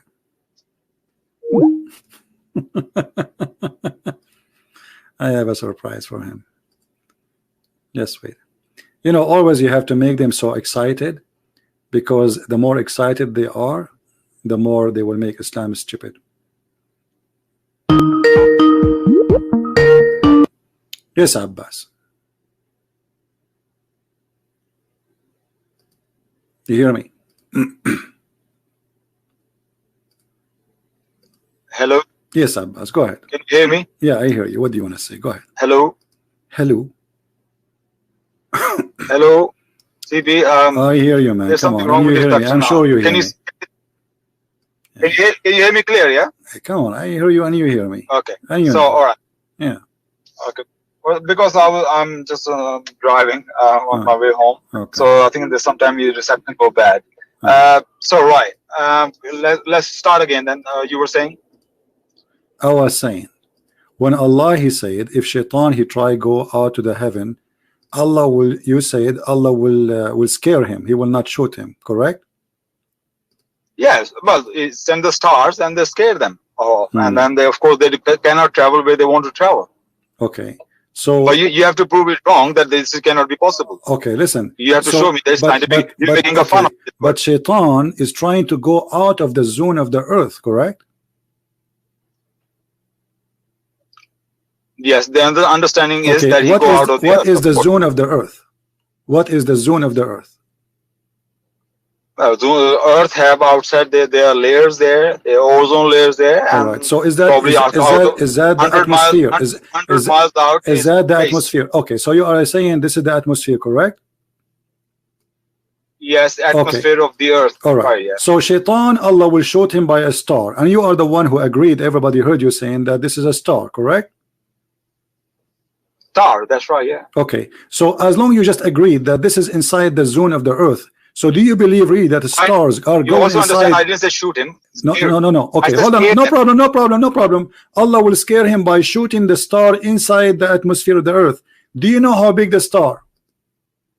Did I say inside the earth? Why are you putting words in my mouth? You said the atmosphere. You said the atmosphere. The atmosphere is in the earth already. You know the star. Do you know how big the star? Satan is in the atmosphere. Listen. Shaitan is in the atmosphere, no problem. Look, Allah he showed us. Satan goes up Allah in he pursue the Shaitan. And you can be scared from the thousands of miles away from the wherever you stars. Why can't you be scared? Okay, hold on. Why can't you stay at the Why are you laughing? So Shaitan, so Allah is scaring Shaitan by seeing a star miles away. I mean, millions of years away. What are you talking about? Hello? You are the one who said that Allah will shoot at him to push him away, correct? Allah, when they go out to seek the knowledge, Allah throw the star and scare them. That doesn't mean the stars are coming into the atmosphere of the earth. Of course, that's what he's saying. No problem. Listen. Nobody's saying that would be. Okay, listen, I will go with you. So Shaitan, he tried to earn the knowledge of Allah. Where is the knowledge of Allah located? Well, whatever the knowledge they want to bring to people. Hold on. You are the one who said, everybody heard you, that Shaitan is still in the atmosphere, correct? In the atmosphere or outside the atmosphere, it can be. I'm open. No, you said you are the one who said that they are in the atmosphere. Yes or no? No. You say how big the atmosphere is. What is the atmosphere? No, you said he is in the atmosphere. We are recording. Don't do that again, Abbas. What's wrong with you? I did not say. No, you just said that. Everybody is laughing. You said that Shaitan is in the atmosphere, and you said yes, he is in the atmosphere, and you tried to explain to me the layers of the atmosphere. So now, and we agreed upon that, and now you take it off back. Look, do you want me to play backward the recording of the video, so people will laugh at you? If you're not going to have a do you want me to play back do you want me to play back the recording of your voice saying yes, he is in the atmosphere? Okay. Can you rewind it all the way back when I call you? And that's exactly what I said to you. I said they can go in the space, but not without the permission of Allah. No, you said the atmosphere. You said he is in the atmosphere. You said that. Do you see why I hang up on you? Do you see why I hang up on you? You are just like a kid. I'm really. You are not mature, Abbas. You are not mature. You are not mature. Okay, let's go back to zero. I will go back to zero. I will go back to zero. Where is the Shaitan? Is he in the earth or not?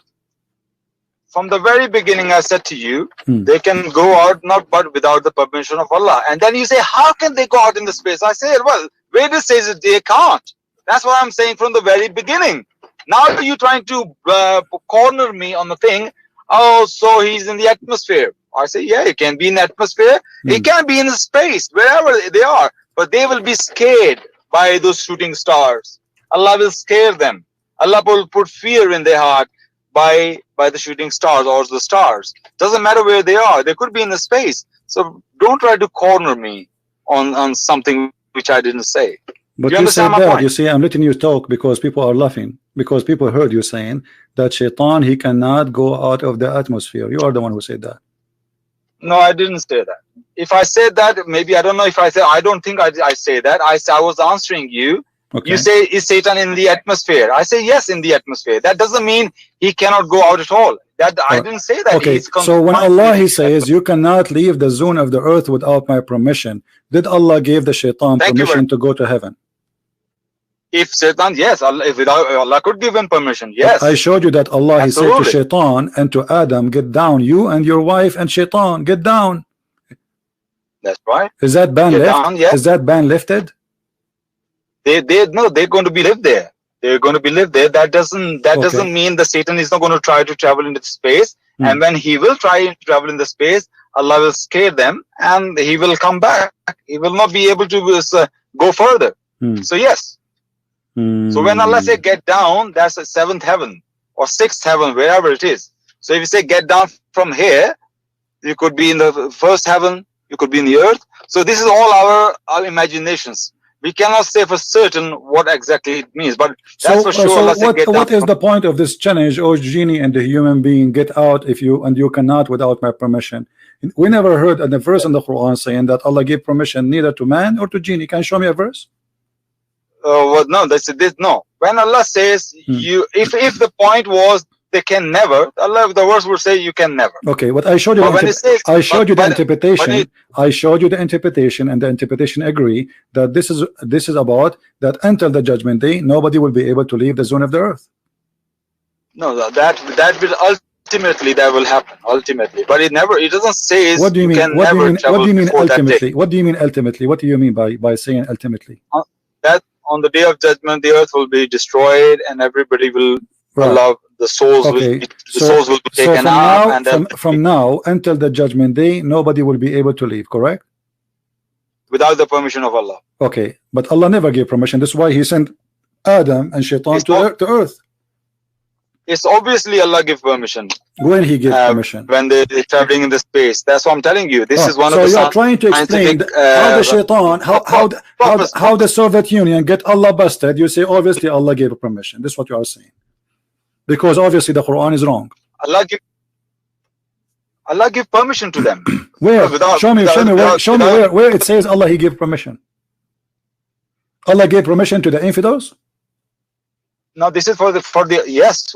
Anybody have knowledge? Allah give permission to infidels. What's wrong with that? They are His creation. They are all Allah's creation. In the worldly matters, you can be successful in the worldly matters, but on the day of judgment, they have nothing for them. So if you work hard, Allah will let you whatever you want to earn on the worldly level. Look, Allah even lets people kill their prophets. The bad people kill their prophets. It happened many times. Even children of Israel, chosen people of God, they were defeated by the pagans. Who is the one who make people kill the prophets? Allah allow it, or Allah He send them to kill them? This is how it is. Allah let this was a test for people. They do evil things, and for the prophet is a martyrdom. No, I'm asking you, who is the one who sent people to kill their prophets? You are changing topic, but I will go with you. Who is the one who sent his people to kill his prophets? Who is the one who sent that, Shaitan or Allah? Can you? I don't know what you mean by that. Don't tell me. Don't. You know. This is why you are not answering, because you're afraid. Who is the one? You said even Allah allow. You said Allah allow people to kill even His prophet. Did you say that? That's right. Yes. Okay. Allah allow it, or Allah He sent them to kill His prophets. Allah sent people to kill His prophets. Thank you, guys. Did you hear this? Allah He no. You said. I'm asking you. Did you say Allah sent people Allah sent His people to kill His prophets? Yes or no? Okay.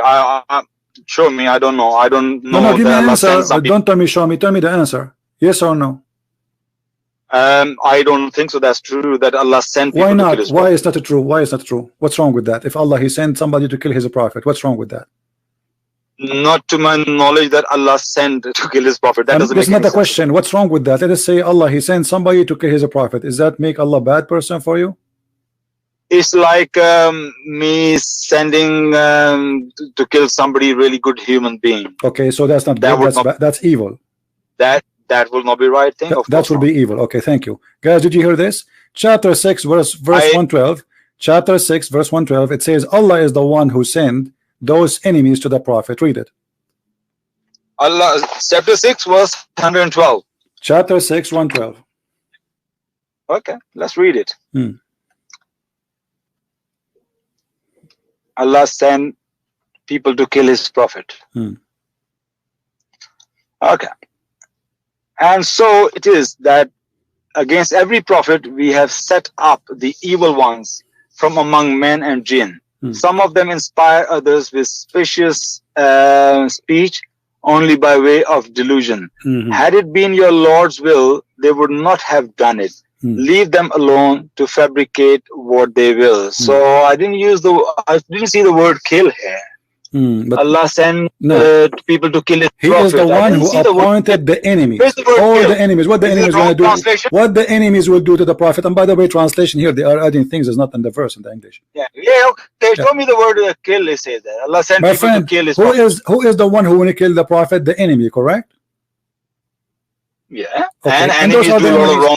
All the enemies, with no exception, all the enemies are appointed by Allah. Does it say that? Now you're playing with words here, right? No, it doesn't.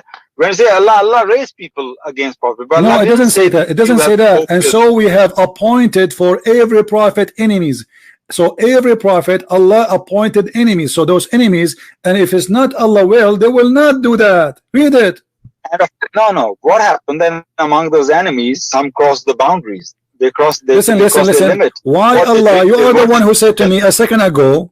You said it's not right to do something evil to my prophets. You are the one who said that to me, correct? You said this is wrong. So why Allah is appointing enemies to his prophets, which is against what you said, that this is wrong. You said this is wrong. Okay. How I send somebody and I will appoint something against him. This is wrong. You said that. This is evil. CP, I don't know. People don't get it, but I just get you very well. You know, I can see you through very well. Like, you know, that you show the picture of that transparent hoor in the heaven, you know, X-ray. I can see you through like that X-ray. For me, it's nothing. Wonderful. Nothing surprised. But Wonderful. People are very fooled. So you nothing surprised. So why you said it's wrong that Allah will appoint against his prophets his enemies? You are the one who said that.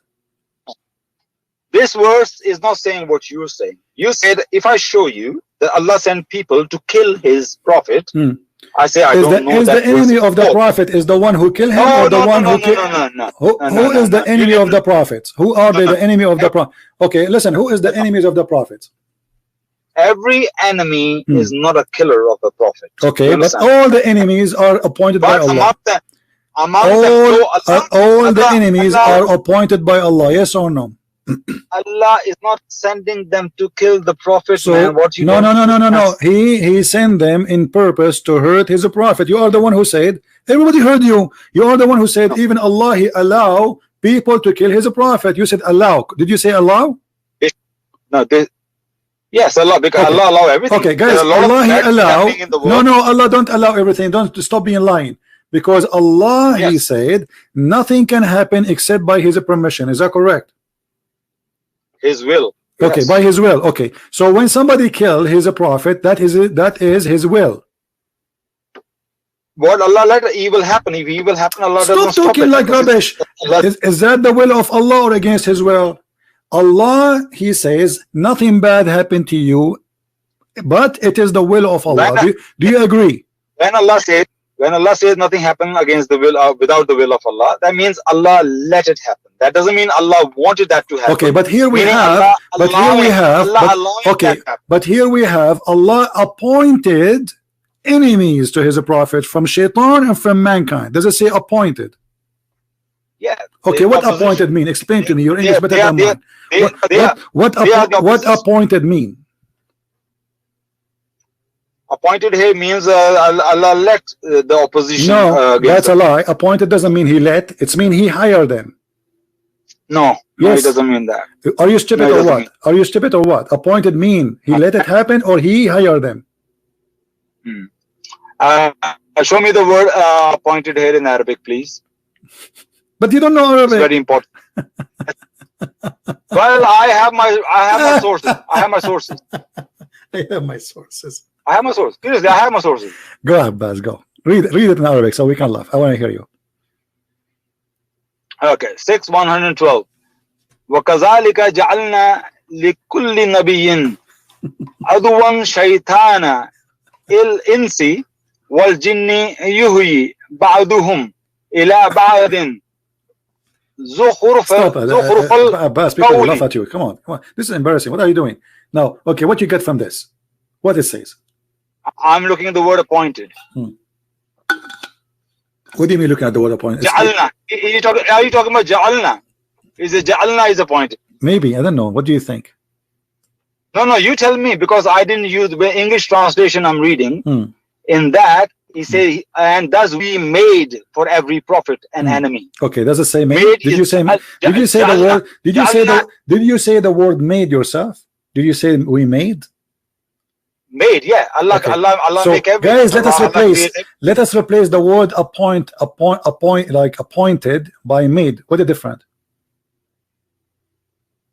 The made mean Allah has created them as well. The enemies, they also no. He made them the enemies. He made them.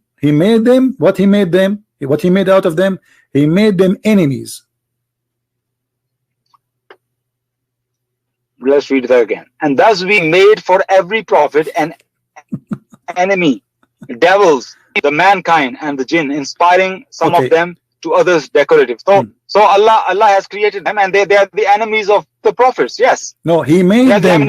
He made them the enemies of the prophet. Yes or no? Did he made them to be enemies? Well, how they become? No, did he make them that this is their job?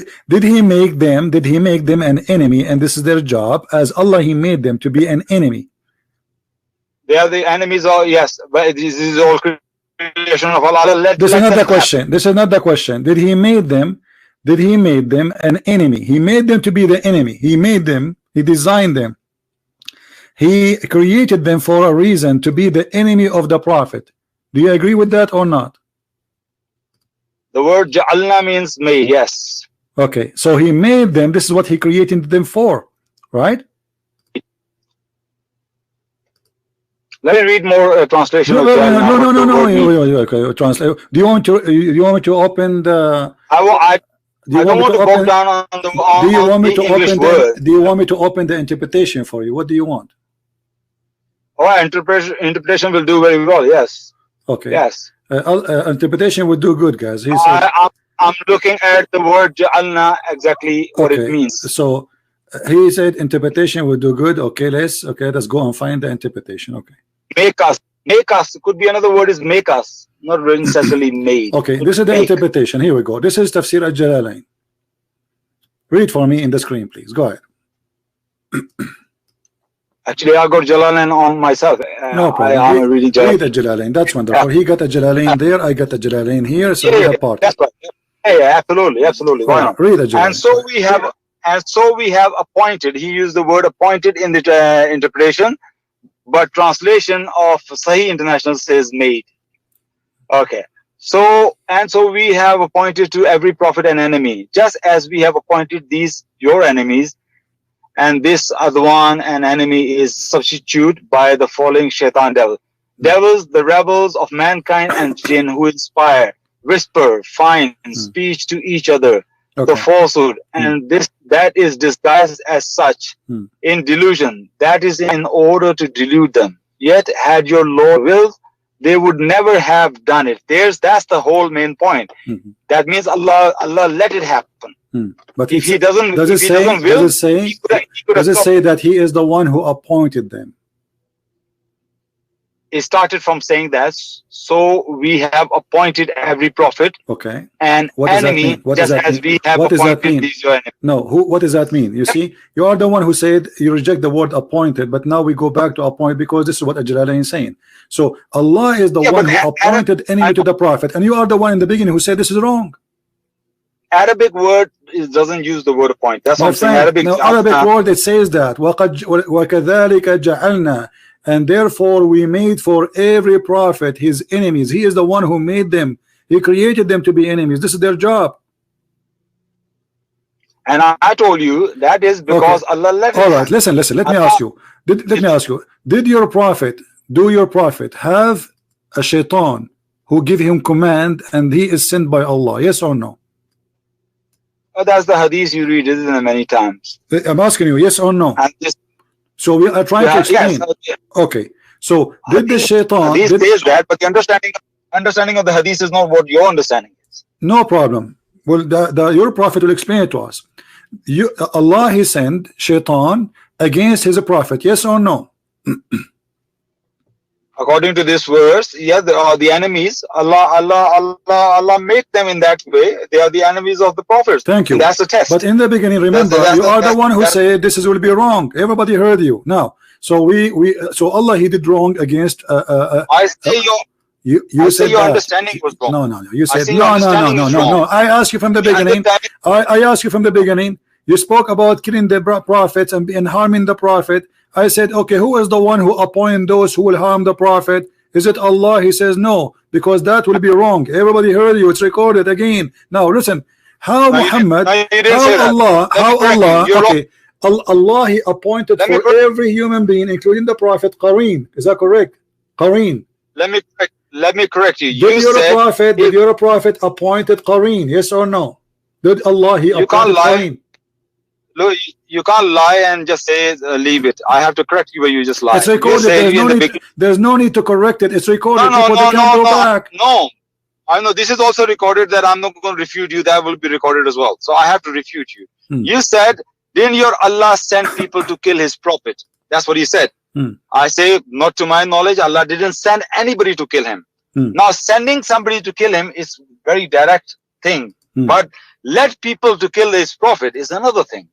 So when Allah make enemies for prophet, those enemies were the oppositions. But Allah never tell them to kill their prophet. Allah never say go and kill my prophet. That was the whole point. He is the one who appointed to be the enemy, which means they are doing the orders of Allah. Appointed him enemy, they were the opposition. That's what it is. How Allah he appointed them? Okay, let me ask you. When Allah he appointed me now to be the enemy of Muhammad, what Allah did? He gave me an order. Hey, Christian Prince, I want you to target Muhammad. Is that correct? No, you do be opposed. No, he let you to oppose. Okay. No, don't let me. It doesn't say he let. It doesn't say he let me. Stop being a liar. We ask you from the beginning. Who is the one who made those people and appoint those people to be the enemy? He says it cannot be Allah. The verse in front of us says we have appointed, and appointed is so clear. Like Allah appoint prophets, yeah. Okay, appoint, but here he appoint Allah. He appointed evil one against his prophet. Who is the one who appoint them? Allah. But when you understand Islam and Quran, look, even you read the tafsir doesn't agree with you. Okay, the tafsir is in front of me. It says Allah appointed. No, Allah doesn't say as you're saying that. Allah. It says that in front of us. Everybody can see it. Everyone can see it. Allah, he appointed them against his prophets. Let me read that again. He doesn't explain that what he's saying, that he's sending people when people are killing, that's because Allah appointed them. No, appoint here means they're the enemies. They're okay, what appoint? Okay, Abbas, slow by one. You know you are smart, we are not. What we can do? What the word appointed mean? Let us search in Google translation and see what the word appointed mean. Whatever it mean, I will take it. What do you think? Appointed. Let's see what appointed. Here we go. Appointed of a time, of a place, decided on before and designated. So Allah designated. Do you see it? Allah designated for every prophet his enemies. Who is the one designate the enemy? Allah. This is what appointed mean. English is not my first language. English is not my first language. I search in Google. Huh? Wait, you're too fast. You're too fast. First of all, when you say Jalna means appointed, you know that it doesn't mean appointed. My friend, not every translation. Listen, you are the one who said to me. You are the one who said to me, "Let's go to Al-Jalalain." I am in Al-Jalalain, and you said you have your version Al-Jalalain. I said that's wonderful, and you did read. Does it say in Al-Jalalain in front of you appointed? Yes or no? In Tafsir, where the Sahih International say made. Okay, and my friend, Yusuf Ali say does it say okay? So Allah, when we say Allah, He made for every prophet his enemies. He's not talking about the creation of a human being, because already a human being created long time ago. Allah created supposedly genie and the human from the beginning. That's it. But here He's talking about specific thing. The enemy. Who is the one who made the enemy for Allah, for his prophet? Allah. Yeah. Okay. Listen. Muhammad Sallallahu has many enemies. They tried to kill him, but they didn't kill him. They did not. Allah saved him. Yeah. So why Muhammad saying that he was killed by poison? Enemies couldn't kill him. Well, he never says killed by poison. I heard you all this rubbish all the time. He never killed the prophet. Killed by poison. He did say to Aisha, I feel the pain of the poison. Okay. I ate. He feel the pain of the poison, but that is his understanding. But that doesn't mean that's true that poison affecting him. Guys, did you hear what Abbas said? Abbas, can you give me a minute, please, guys? Did you hear? He said this is his understanding. So he's saying he's a prophet is a fool. He don't understand. So Abbas today is correcting me, correcting Muhammad, correcting the understanding of all of us.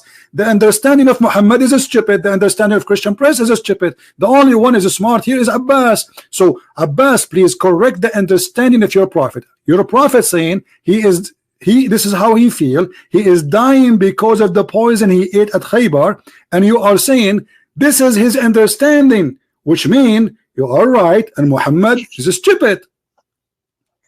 Can I answer? Go. You see, I listen to you very patiently. I let you speak because you speak a lot of nonsense. Go ahead. Do you know poison he had in Khaybar? And he died 3 to 4 years later. In that 3 to 4 years, and remember, one of his companions died on the spot, who ate with him. He died on the spot. So poison was so strong. So if that poison affected him, he had many battles in between that. He conquered Makkah. He had a Hunain, Battle of Hunain. He done Hajj. All that time, in that time, he was really suffering. I never, by the way, heard of the Battle of Hanan. Hanan, okay. What is that, Hanan? Is that the new whiskey? Hunain. Hunain. What Hanan? Okay, so Abbas, I get you. You are saying that your prophet is really stupid. How he will say that, Muhammad, after 3 years of being eating the poison? You idiot. How in the world you say that you die because of the poison? This is what Abbas is saying. He is saying that he's a prophet obviously is an idiot. He ate a poison 3 years ago, and yet he think this prophet is funny. This is stupid, man.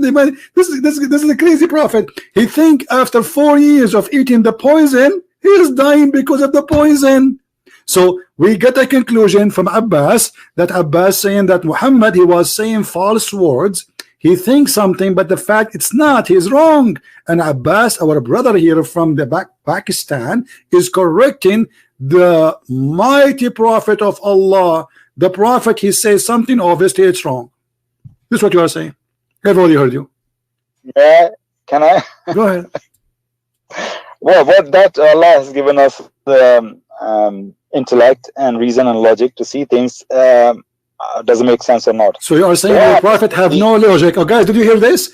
Allah, when Muhammad he says that he don't have decency, he don't have sense, and he don't have logic. He accuses his prophet of all of these. Because Allah, this doesn't make sense.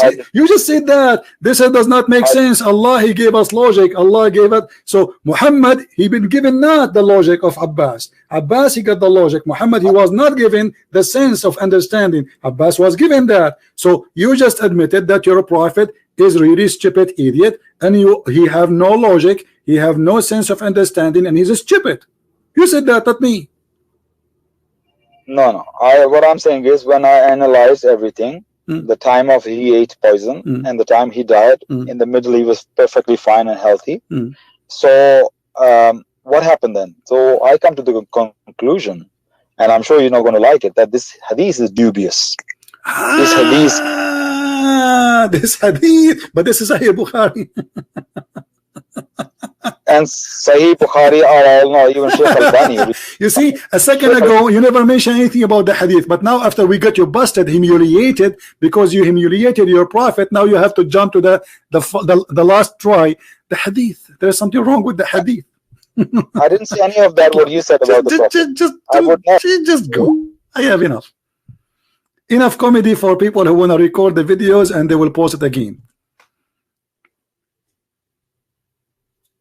The last solution, the last thing is, let us talk about the hadith. The hadith is not good now.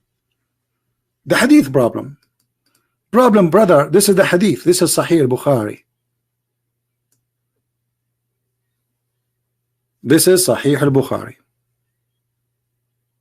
the most authentic book for the Muhammadan, the follower of the pagan religion of Islam, the black stone kisser prophet. You see how they insult their prophet. He is correcting his prophet that he's a prophet, he have no understanding.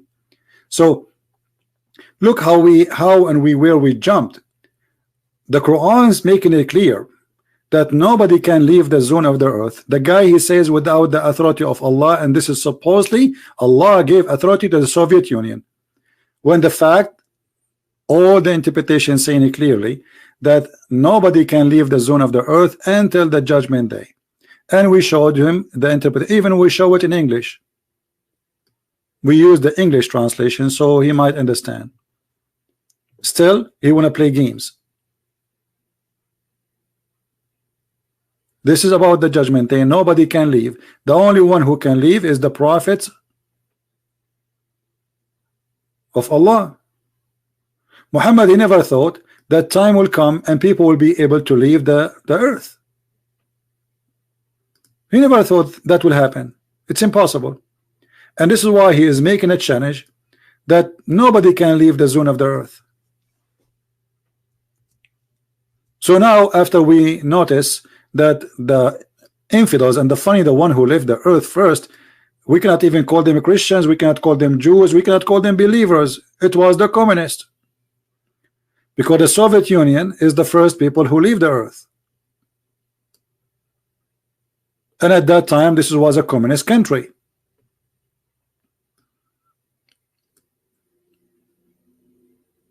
So when Allah he says nobody can leave the zone of the earth, he is saying clearly that we made the sky protected roof and nobody can leave this earth.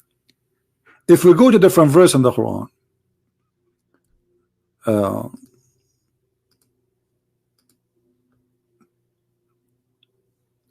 Muhammad, he imagined the earth as a flat land surrounded by mountains, and that mountains is like a fence.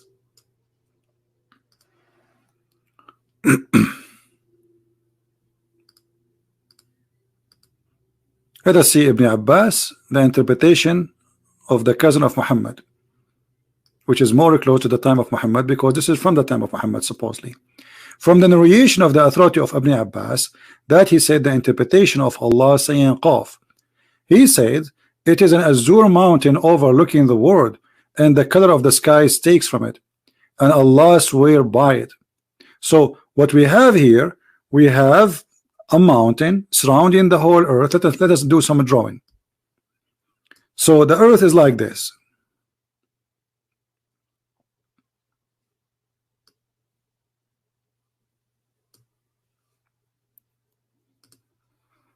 This is the earth, and then there's mountains around it, and this mountain is blue from all corners. We need to make a three-dimension wall, and this wall is blue. This is why we cannot see it, and the sky is taking its color from this blue azure mountain, as you see in the screen there. Where the sky taking its color from? From this wall, which is mountains surrounding the earth. So we cannot leave the zone of the earth. Why? Because we have mountains as fence. And we cannot leave the zone of the heaven, because why? We have a protected roof. And if somebody try to leave the zone of the earth or the heaven, Allah will shoot him. And this is simply what the Quran is saying.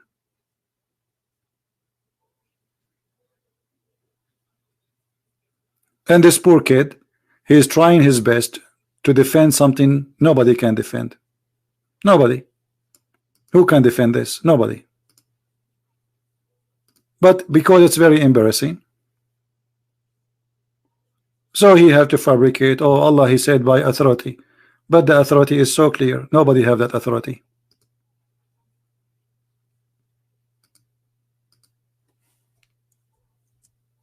Nobody. And the Quran is so clear saying that nobody can go. If you try to go out of the zone of the earth, Allah will shoot you. And actually this is the purpose of those stars. We adorned the lowest heaven. And by the way, here when Allah He says the lowest heaven, the atmosphere is included, because according to religion in Islam, the second you lift your foot in the top of the air, this is heaven, this is sky. The sky is anything you see above you. It's not like now our understanding. We have like the atmosphere is inside, considered part of the earth, etc. No, the lowest heaven is where the stars are located, and this is where the war will happen. Shaitan, he tried to go out. Allah will shoot the shaitan. By what? By lamps. Those are lamps. They cannot say this is a meteor. And actually Abbas himself, he said shooting stars are not meteor. He said that, not me. And shooting stars, according to him, they are already stars. Okay, but shaitan is in the earth. He is walking in the earth. He will try to go out of the earth, but he cannot. And this is what all the verses are confirming. And we have guarded the near heaven from every outcast shaitan. It's guarded, that's it. He cannot leave. And shaitan here, by the way, is not necessarily shaitan, because we just showed you that Allah, He appointed from every prophet shayateen of the mankind and the genie. Do you see it? Do you see it, people? So according to Islam, there's a shaitan who's a human. Shaitan, not necessarily the devil, as we know. Allah saying, for every prophet we appointed the devils. And who are the shaitan? And the word in Arabic, by the way, is not the devil. The word in Arabic is Satan's, shayateen. And actually he started with shayateen al-ins, the satans of a human and the satans of genie. So the challenge in the other verse was for both. Oh, the one, the genie and the mankind, go out of the zone of the earth if you can, but you cannot. Do you see it? And I did not really have patience to tell him to the end this, because I thought maybe I can have patience more to speak to this kid. But when he said that his prophet was wrong about the way he died, I could not take it no more, because this is really, I mean, I don't know if this guy he will be able to go to speaker corner. The Muslims will make fun of him. Do you see it? So the challenge is for both. The shaitan is not necessarily, according to the Quran, is a genie.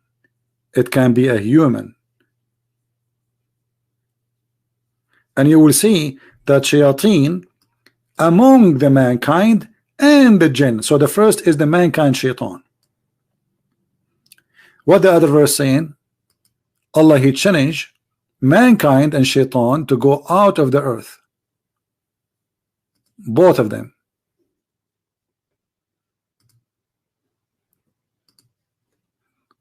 Where is the verse? Let us go there.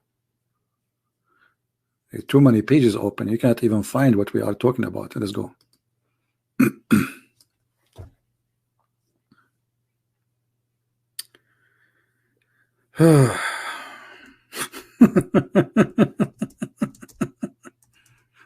I feel sorry for this kid. Yeah, you know, I mean, he's trying his best.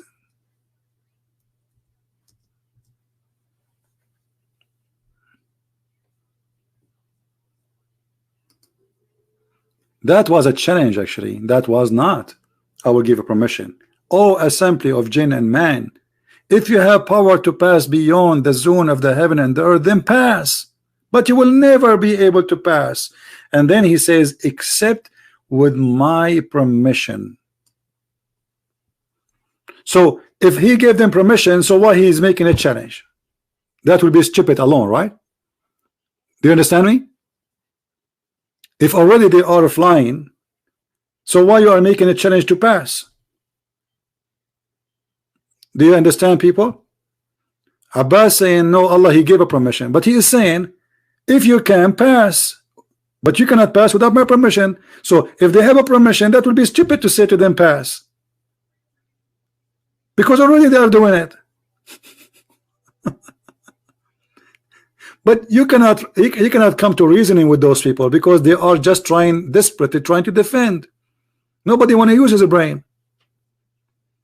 Imagine I say to you, you cannot drive my car without my permission, but you are already in the highway driving the car, and I challenge you saying, and you will not be able to do it. Not only I shut up, and you will not be able to do it without my permission, but he is driving in the highway already.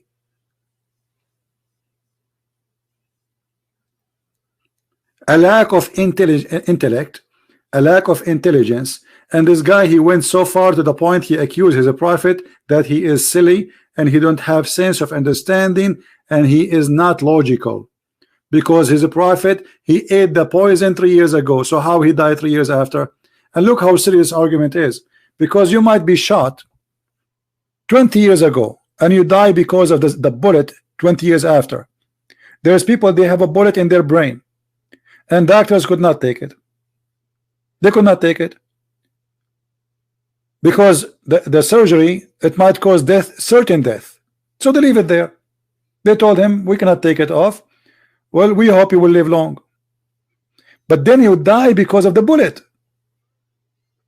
So if you did not die immediately, that did not mean that the bullet did not kill you.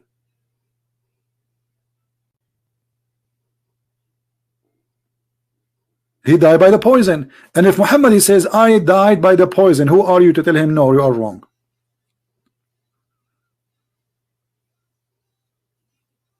And about the hadith where Muhammad, he received the command from the devil. How Muhammad is a prophet, but the devil is commanding him to do good?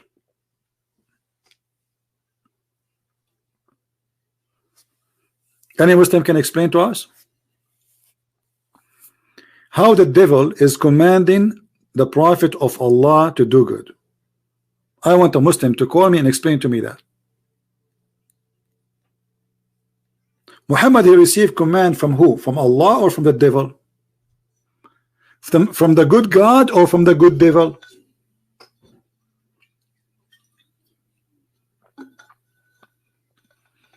Anyone can tell me? Muhammad, he received commands from the good God or from the good devil?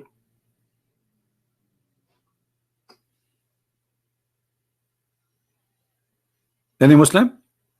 The hadith in front of you is saying that Allah appointed for every human being a genie, a devil, shaitan actually. And the companion, they said to Muhammad, and to you too. And guys, do you see when this guy, he says that Allah appointed, does not mean he is the one who designated them. Allah, he created all mankind. No.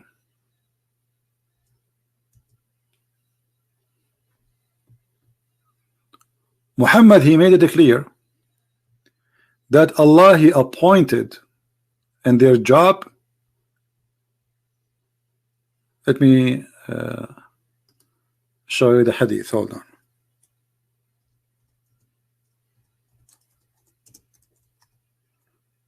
This guy is a poor guy. He have no idea what he's talking about.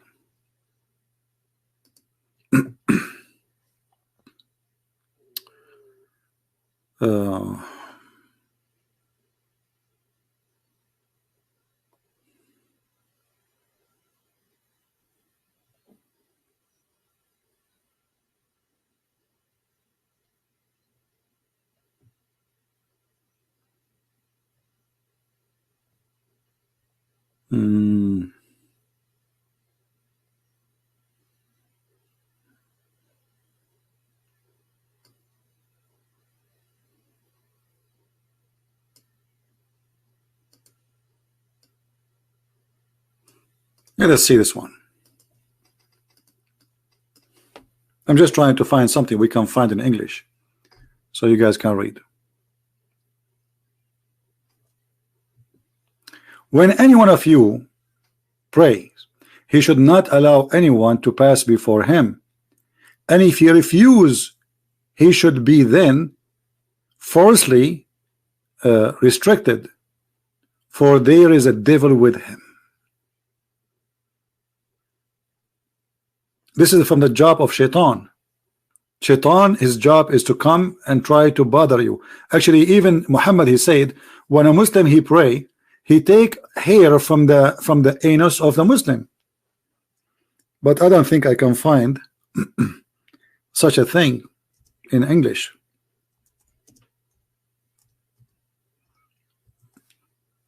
Let us see.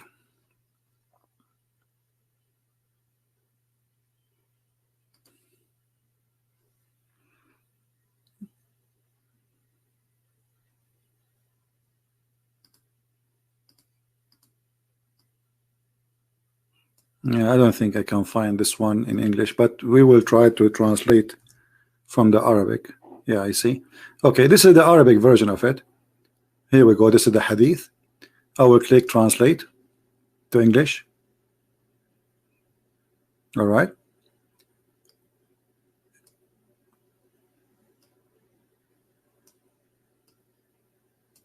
The devil come to you when you are in your prayer, taking hair from your anus, not from his mind. Translation is funny. So he take hair from your anus, and he will not stop until he make you fart, and he hear the voice of the farting. You break wind.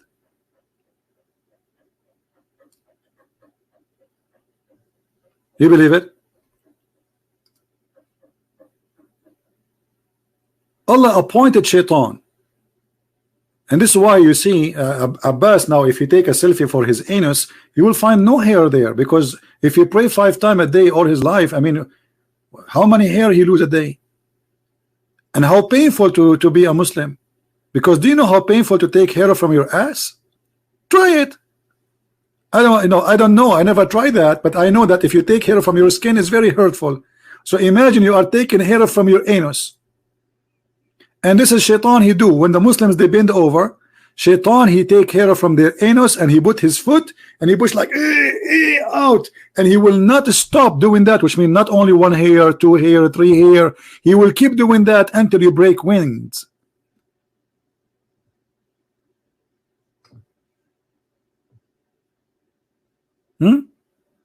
This is Islam. This is Islam, my friend. Sadly, we cannot find those things in English, you know.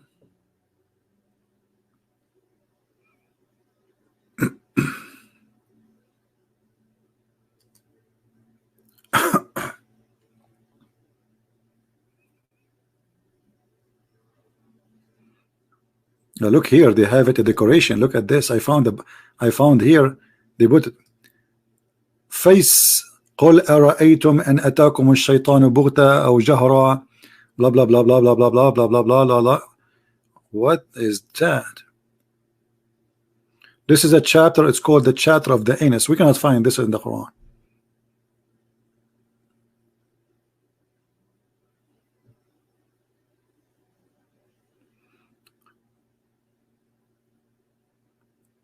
فياسين قل أرأيتم أن أتاكم الشيطان بغتة أو جهرا ليلهوكم عن إقامة الصلاة بهاجس غبرا إذ يخوض في أدباركم, when he go into your anus, فأعرض عنه حتى لا ينفذ صبرا. So please stay away from him, otherwise he will lose his patience. كي لا يكسفنكم الشيطان فلا تقعد بعد الضرة جبرا. I don't know what is this. What the heck is this?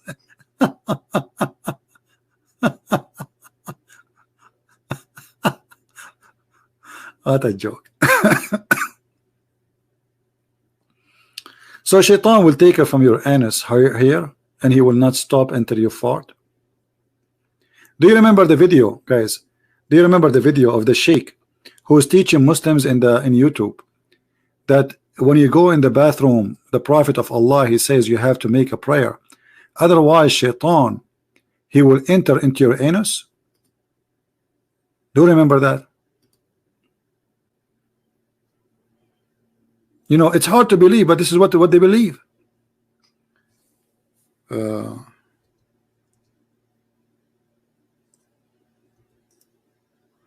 I don't remember what the name of the video was.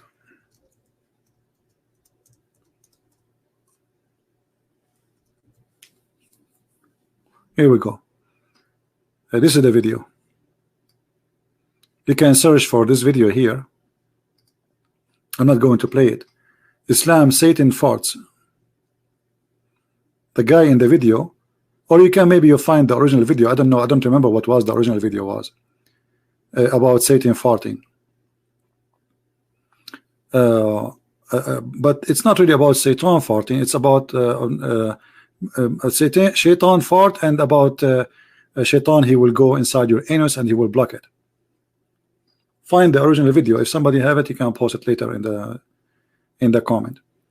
And actually Muhammad, he said it clearly that Shaitan, each time he hear the prayer of the Muslims, he start farting. You see the Muslim trying to convince us of science and the Quran, etc. But they will not show you this.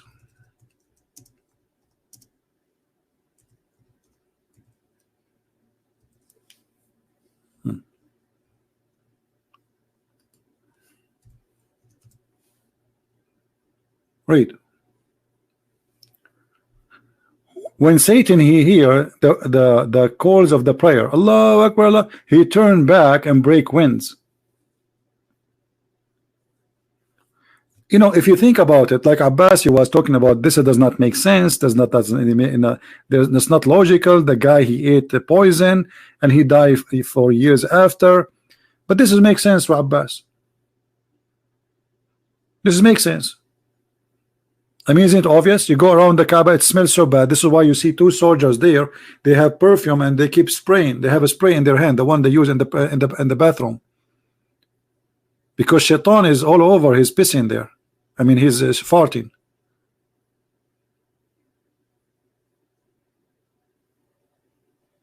A Muslim, he prays, Shaitan, he fart. And what the purpose? Shaitan, he don't want to hear the Muslim. I mean, come on.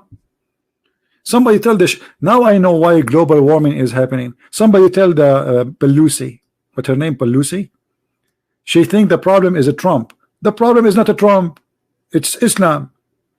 And it's Allah. You should forbid people from saying the word Allah, and then Shaitan, he will stop making a global warming. Do you know what farting is containing? This is what causes global warming, literally.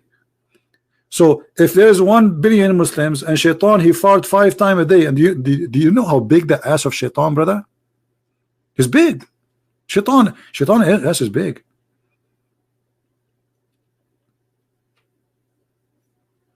This is illogical. I mean, this is all the logic there. I mean, this is Allah and this is the religion. This is Islam in two words. This man, the one they call him prophet, he's not qualified to teach one-year-old baby. Imagine you go to a university and the professor, in the same first day you meet him, he said to you, when you mention the name of etc., Shaitan fart.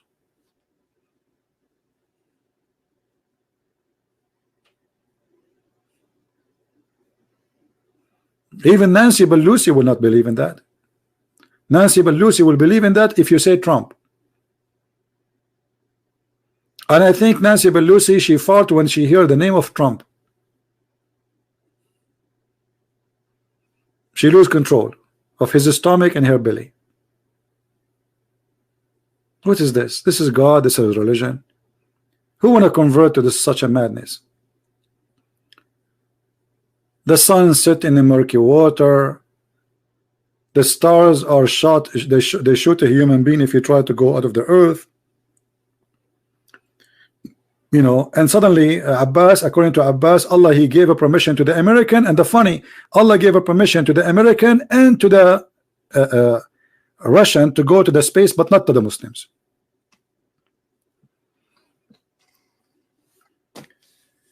Anyway, I think we have enough for today. Did we have a good time, guys?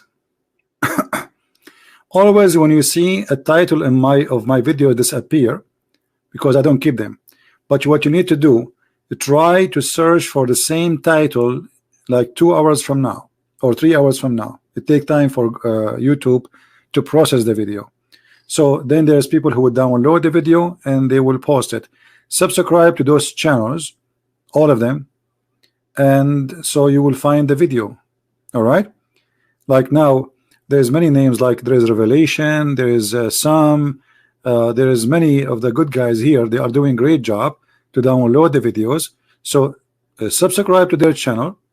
All right, and whatever you miss, you will not miss. And usually I update the link in my Patreon.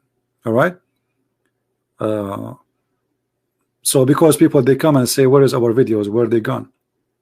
Where, like, we have a video, we don't see it no more. And you know, I just remember actually one of I think Revelation, he did that. You remember last time Abbas, he called me, and Abbas, he said he did not say that he said because they are arrogant.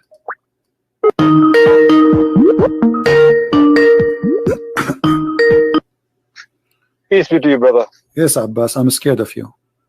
Yeah, well, you block me all the time. No, because you're a kid. You're a kid. Aren't you the last time the one who said to me? Hold on. Aren't you the one last time who said to me that the Prophet says, "Don't say peace to those who are arrogant in Islam, against Islam"? Yes or no? I didn't. I never said that. I never said that. Did you hear it? I never said that. To make it short, I'm not going to play the whole video. Then the one who made this video, he looked for the older conversation between me and Abbas, and this is what Abbas said. Let us see.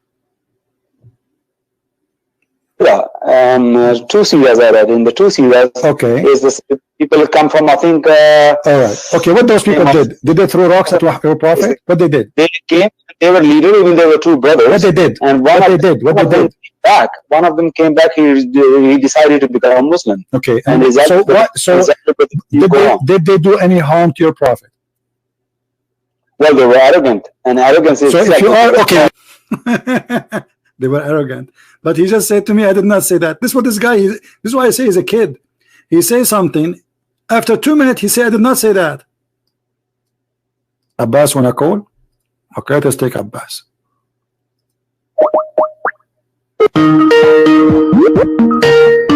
I did not say that. Peace be to you, brother. Yes, Abbas, I'm scared of you. Yeah, well, you block me all the time. No, because you're a kid. You're a kid. Aren't you the last time the one who said to me? Hold on. Aren't you the one last time who said to me that the Prophet says, "Don't say peace to those who are arrogant in Islam, against Islam"? Yes or no? I didn't. I never said that. You never. I never said that. I never said that. Oh boy.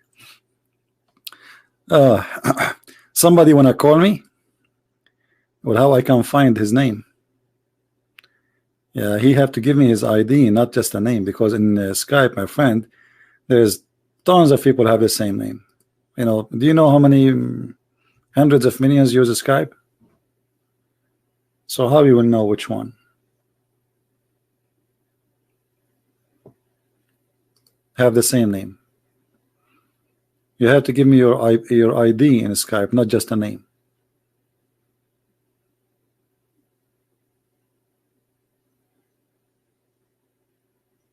I searched for the name. I found 3. At least, actually, you know what 3? You click at more, you see more and more and more. Like, look how many. Man, there's hundreds with the same name.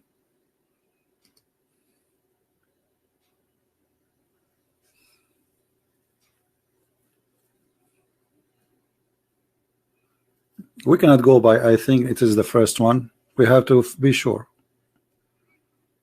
Because we text people, we call them, and then we find that he have no idea. So Mr. Ihsan, What is your ID, my friend? Is that the picture with the guy? He is naked. Is that you? Is that a guy? He have no t-shirt, or what is that? Doing a, what is he's cutting the head of somebody, doing hair for somebody? I'm not sure. Sound like a kid for me. Do we have any Muslim?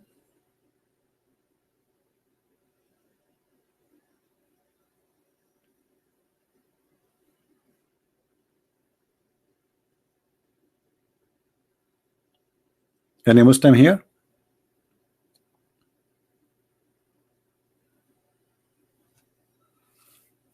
Yeah, supposedly we are going to have Dr. Hassan. You know Dr. Hassan is a professor, and he have he have many Nobel Prize of science and intelligence. Dr. Hassan, he will be with us this coming Sunday. So get ready for additional comedy show. This guy, he's far beyond Abbas. He's more smart than Abbas.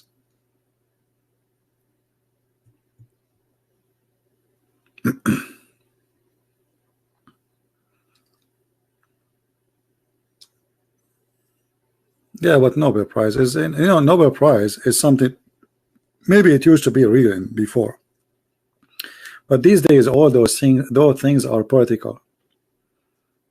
Like old days, there's people who really deserve to have such a prize, but then by time this became political. Like Obama have one. You believe it? Obama have Nobel Prize for what? What exactly he did?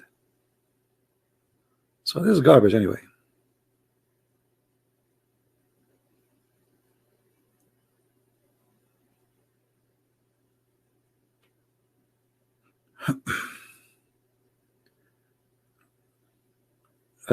We have our friend here saying, since he discovered CP, my wife and I, we have late night.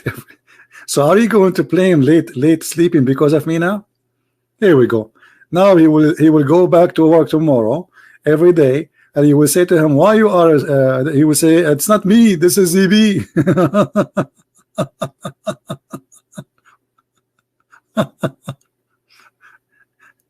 Once a lady, actually it was a guy named in Paltalk. I used to open a chat room in Paltalk, and then I got a PM from this guy, PM me in private message, saying to me, because of you we are going to divorce.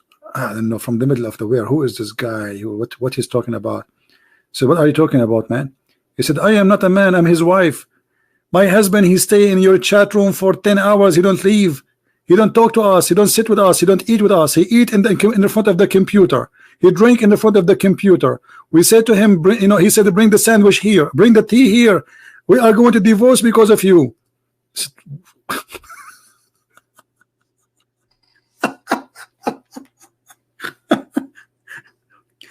So anyway, I told her, okay, later I will speak to your. So I spoke to him. I said, listen, you are allowed every day, maximum of 2 hours to be in my chat room. After that, I will bounce you.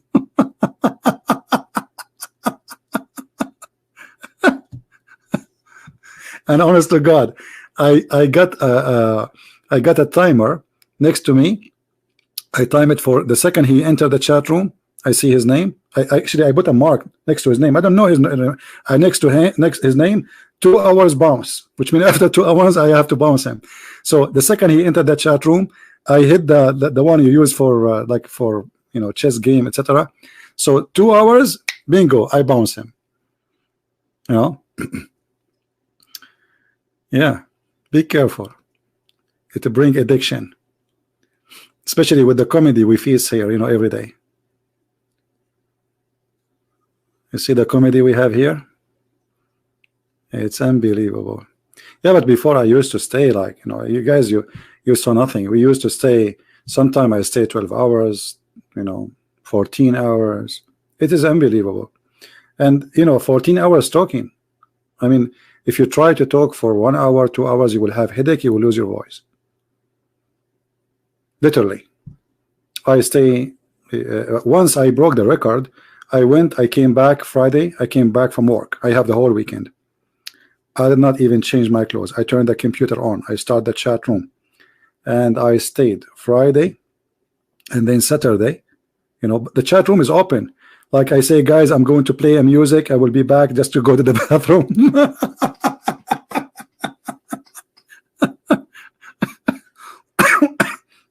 People go to sleep. They come back. Still a Christian Prince debating Muslims.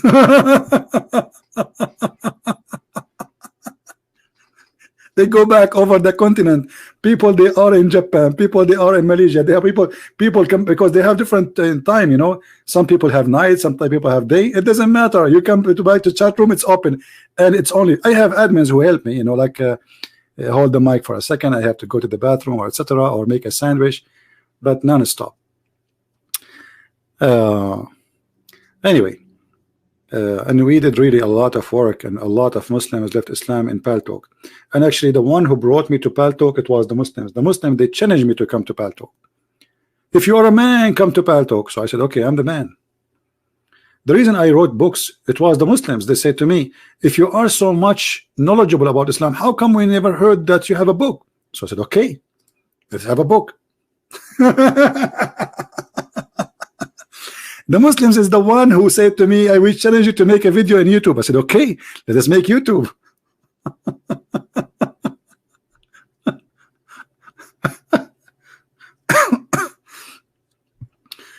All the things I did because the Muslims encouraged me. It's true. It was not actually in the beginning. The Christians, they were fighting me. You know, I don't know if you notice, Christian, they say to you, this is not the right way to debate Muslims. You say harsh words to them. This is not Christianity. They are all over me. Actually, I remember once I have a bishop. I will not say from what church, but a very traditional church. He is an old man. I respect him. Actually, he's a good man. He said to me, so what you get from this? So what do you mean? So what you get from this, from your health, staying, talking, arguing with people? I mean, you might have heart attack. This is very hard. What you will get from this? I said, a lot of people left Islam and accept Jesus. Actually, no, I said that to him. No, hold on. He said, what you get from this? So I said to him, what do you think? He said, you will damage your health and etc. etc. I said to him, okay, how many people they come to Christ by your work from the Muslim belief? He said, none. I said, ask me the same question. You are a bishop and you are 70 years old and you did not bring one Muslim to Christianity. And you are, instead of encouraging me to do more, he is discouraging me, saying to me, what you will get from this? You see how the Christians sometimes they try to discourage you without noticing?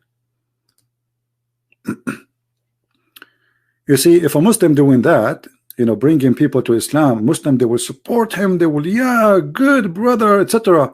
A Christian, mostly, they go against you because they will say to you, oh, you are not, you're being nice to the Muslims. You are not being, what nice? What do you mean nice? Jesus, he said to the liars, the hypocrite, the sons of the snakes. Yes, he did. What nice? Jesus, he flipped tables in the temple. He said to them, you made the house of my father a bazaar. So they want only specific kind of a Christianity. They want to only adopt only one thing. But Christ always was a truthful. He never was hypocrite. When somebody is hypocrite, he says to him, you are hypocrite. If you are your father, you do the work of your father. Right?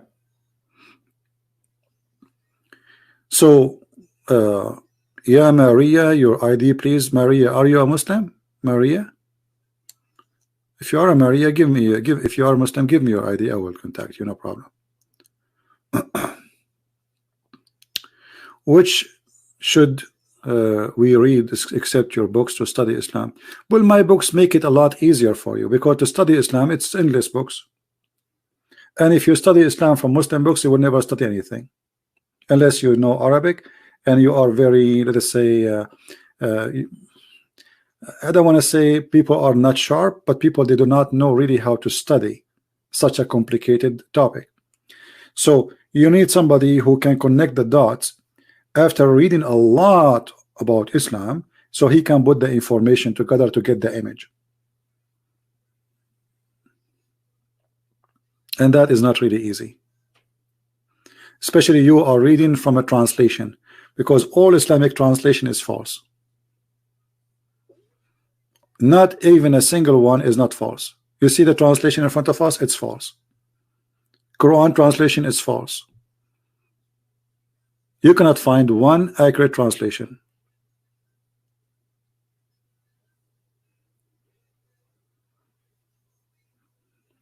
And the translation, most of them, they are meant to defend. And like, if we go to Ibn Kathir in English, this is Ibn Kathir. The translation of Ibn Kathir in English have nothing to do with the book of Ibn Kathir in Arabic, but yet it's called translation. Yeah, actually, I'm working in a Quran translation, but it's going to take me time because I'm spending too much time. I'm working in many books at the same time. Right now, I'm working a book. It's called Allah Justice. Trying to finish it as soon as I can, you know. Are you a former Muslim? No, I never been a Muslim, not even for a second. I'm too smart to be a Muslim. Not even when I'm a baby. To be a Muslim for 1 second, unless you are born from a Muslim family, it's mean you have to see a doctor. Anyone who can be convinced that God will give virgins because you believe in him, obviously that person is an idiot. Isn't it obvious that this is stupid? To believe in God, he will give you women to have sex with them. Why? Is God is a pimp? Is that Las Vegas? Where is love? You see, when we speak about the humanity, we say we are different from animals. When a man is promised a lot of women, that means there's no love there. There's lust. This is just about sex. And as long as it's about sex, that's just pure pleasure with no love. That's when women, she is a sex toy for you. You sleep with women you do not know. They are made to sleep with them. And Muhammad, to make it more hilarious, he said that those women, they are transparent, see-through, to the point you can see the marrow of their bones, as you see in the screen. Do you see it? Hey, Maria, give your ID to the admin in Skype, and maybe I can help you. You can talk to me only about one topic, is about Islam. If you have a family member, and you can ask me a question, but I don't like private conversation. Anyone will talk to me to ask me questions about something private, I will block you. Do you see it? This promise alone is enough to prove that Muhammad is a false man. I mean, what kind of a prophet, what kind of God? He will give me a woman, she is transparent to the point we can see through her bones. Ask yourself, what is that? And this is ugly, actually. This is stupid.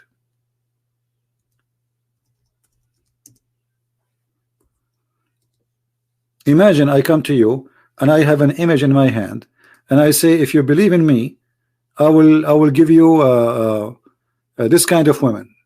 And what kind of woman you will give me? Let me show you what kind of woman, brother. Yeah, okay, show me. What?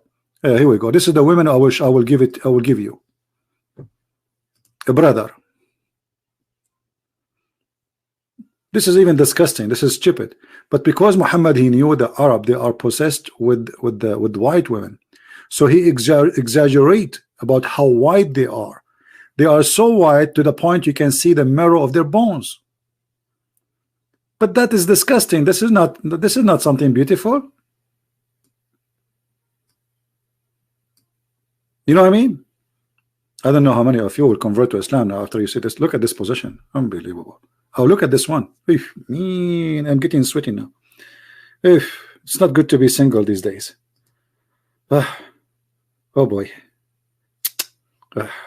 I think I'm going to replace it because I feel like converting to Islam now. This is too. Look at this one. Oh boy. Oh man. Oh, it's winter. It's cold here, but it's getting really, really hot. This is what the prophet he promised. This is exactly what the prophet he promised. Read it. Read it. Read it. I'm not making things up. This is exactly what he said. He said they are transparent. You can see the marrow of their bones. I'm not making things up. This is a prophet of God.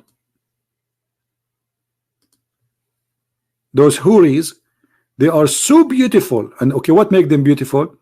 They are so beautiful to the point they are transparent. You can see the marrow of their bones of their legs.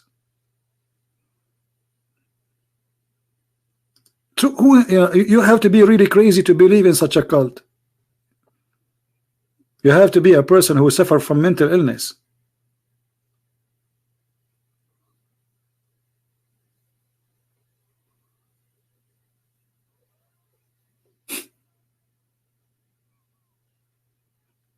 What is this?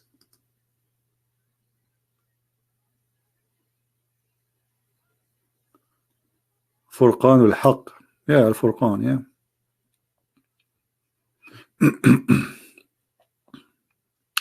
Anyway, so you know, like you do not need to be a genius to notice right away that this is not from God. Additional to that, the stupidity. I mean, all of this is a stupidity. Fairy tales, fictions.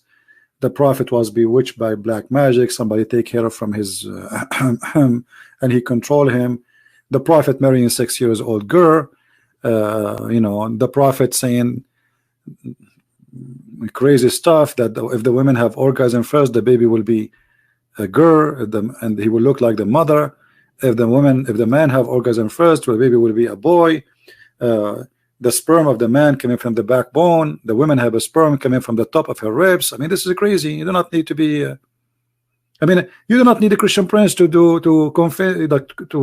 prove to you that. This is easy to see how stupid this cult is.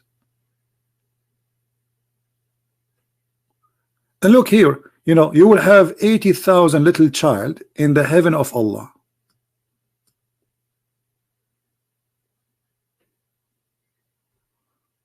$80,000 little child.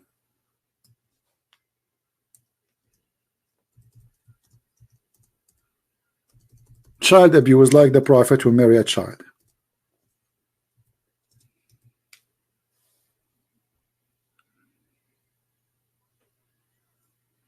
$80,000. Who in the world want to believe in such a garbage that somebody, because he prayed to God, God will abuse 80,000 human beings and they are children's to make him happy? What the happiness in that, to have 80,000 in my palace and they are children's? So what Islam tried, this is why you see those ISIS, they are crazy. They want to go and kill themselves. Why he want to live in this misery in this earth? Why he want to live here? The women are waiting for him, and each time he have sex with them, Allah, he will put his finger and he will make them virgins. This is why they want to die.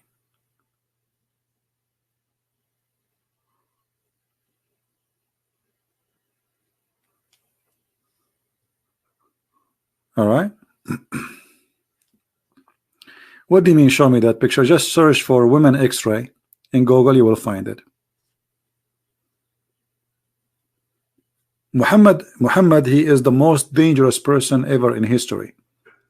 Because of him, the earth now is boiling, and this earth is going to go to a chaos. You see, the earth is moving forward to a very horrible end, because the earth is going to be destroyed.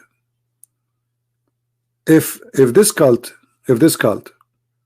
stay believing in violence and stay believing in what Muhammad he teach, what do you expect about tomorrow? What will happen? Just look around you, open the news. Whatever Islam come, blood come with it. Erdogan is a Muslim attacking the Muslims in Syria. He will not slaughter them with no mercy.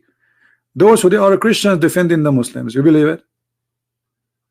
Trying to protect the Muslims from Muslims. Because this is how Islam is. The strong eat the small. It's like a fish.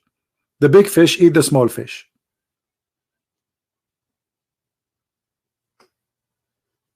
War in Saudi Arabia, war in Yemen, war with Iran, war with Afghanistan, war with, I mean, name a place.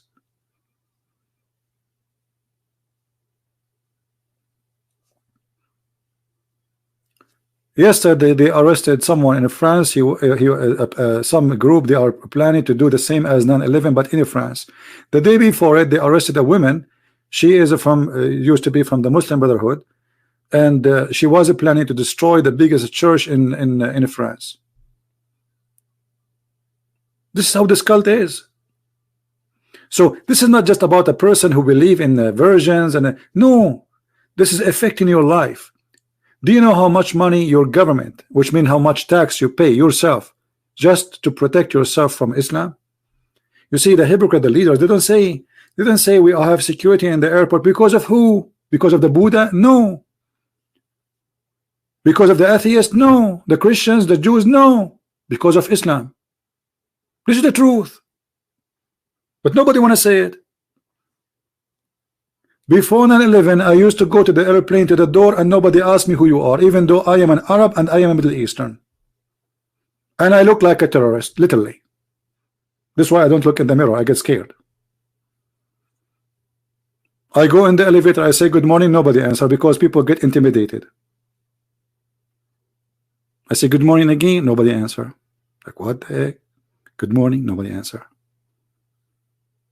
They start looking like at the ceiling and the ground. The guy he opened his phone, try to look there. I'm not there. Like I am a ghost. Nobody see me.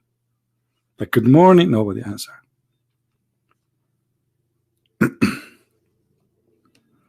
So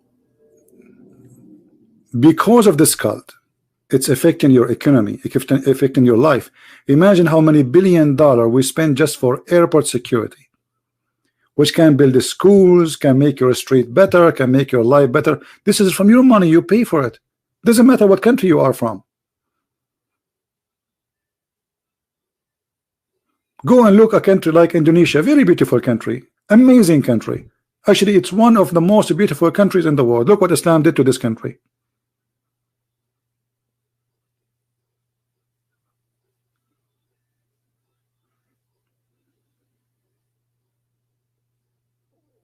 This is the truth. You see, if I go to an area have Buddhas, I'm not afraid.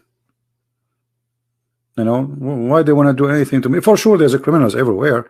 There are thieves, there's a criminal, but this is not what we are talking about. At least those people, they want to kill you to take your money or etc. But this is different. There is somebody rejoice for attacking you just because you are from different belief.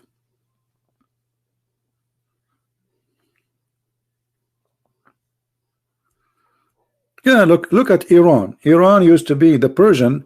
You know, the Persian one day they used to be the equal empire, equal to the Roman. Very great, huge civilization. And look what happened to Iran today. Women, they are like, you know, and by the way, in Iran, like the appearance that Iran is an Islamic state, but if you go in the street, you will see that people, they don't really care. This is why I say that Iran, I believe Iran is going to have a very great future. This Islamic regime is going to collapse sooner or later. It's just a matter of time. But what happened when Islamic regime come, it's like it's a glitch itself with the nails. It's hard to take it off. But the day is going to collapse, is going to go forever. And the Iranian, they will reject Islam forever. This is why I say the best way to make Muslims leave Islam is Islam. You see, when ISIS took over in Syria, many Muslims, they said, okay, so what? They are Muslims. They want to practice Sharia law. Okay. But when they start practicing Sharia law, the Muslim, they notice how ugly, disgusting the Sharia law, how stupid it is. So there is Muslims who support Islam as long they are not living under Islam, because Islam is just like an ID for them. But the second they live under the stupid cult of Islam, they wish Islam will die. So the day ISIS they left, every man he is shaving his beard. Like what happened? Yesterday you were a sheikh, today you are not, because they are now desperate to leave. They don't want this cult. This is why the Kurdish, this is why the Muslims in Syria, they are upset from the Kurdish. Tens of thousands of the Kurdish, they became Christians. Because ISIS showed them a new image which they did not notice. Those Kurdish, all what they know about the Prophet, he was a wonderful man, the Quran is a good book, you know, respect your parents. Okay, they are his born as a Muslim, that's it. But they don't know much. But when Islam came, the real Islam came, and the real practice of Islam came, and this is ISIS. You see those who say to you ISIS is not Islam, they are a big fat liars. Name for me one thing ISIS did Muhammad did not do. You cannot find. Muhammad, he ripped a woman, she is over the age of 80, her name is Qurfa, into two pieces by tying her into two camels. Muhammad kidnapped, Muhammad he raped, Muhammad he steal. Even Muhammad was accused of his followers that he stole an underwear. At that time there was really not really underwear, but this is like under clothing. You can say, you can call it underwear. And the funny, Allah, he made a verse in the Quran saying it's not for a prophet to be an underwear thief. Okay, where is the underwear? Until now this underwear is missing. And they are fighting about what? They are fighting over a theft, which means already those the Muslims now are fighting with their prophet. Who took this underwear? And the underwear was a theft. They are fighting over the theft.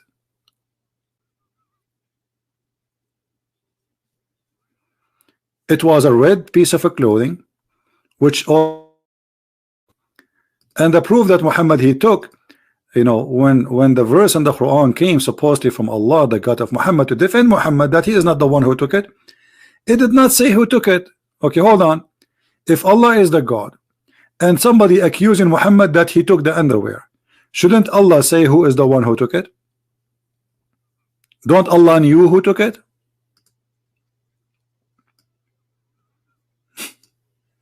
You know what I mean? So either Allah is not God, he do not know who took it, or Muhammad is the one who took it. This is why he could not say it, you know, this is the one who took it.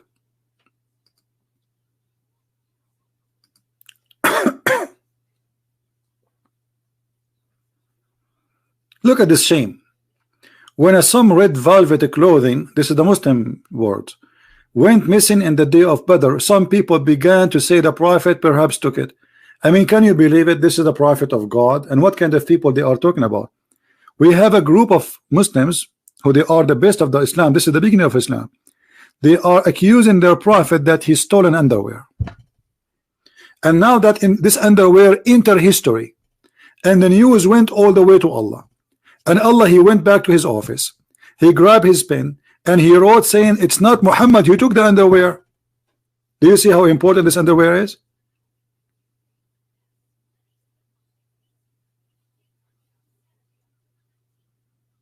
Do you see how important it is? To the point Allah is talking about it.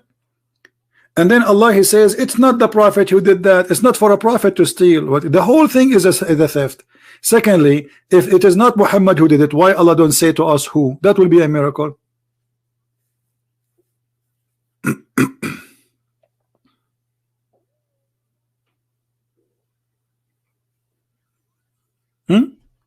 Why Allah did not say who took the underwear?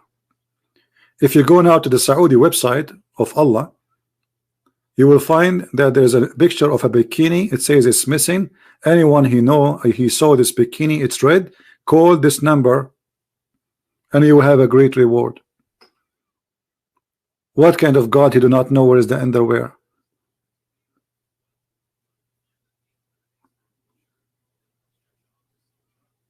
He do not know. It's missing. Yeah, unsolved case. Call Sherlock Holmes, whatever his name. God, he do not know where the underwear.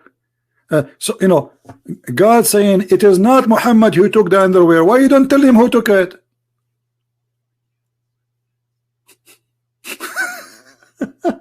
I mean, you see how silly this verse is? That will be good if Muhammad he told that Allah told me who took it, and then they go to his house and they find it. But he did not do that because obviously it is Muhammad he took it.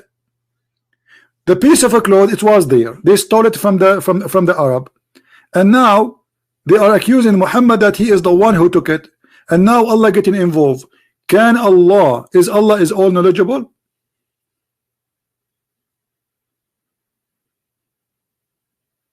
Obviously he is not all knowledgeable.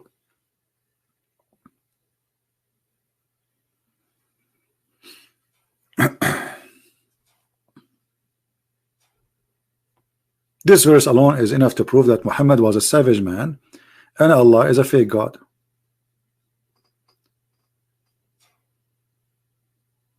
Otherwise Allah should tell us who is the one who took the underwear. If Allah did not want to tell us who took the underwear, he have to explain why. He's a thief. He's against Allah, supposedly. Why Allah is covering for him? Maybe Aisha took it?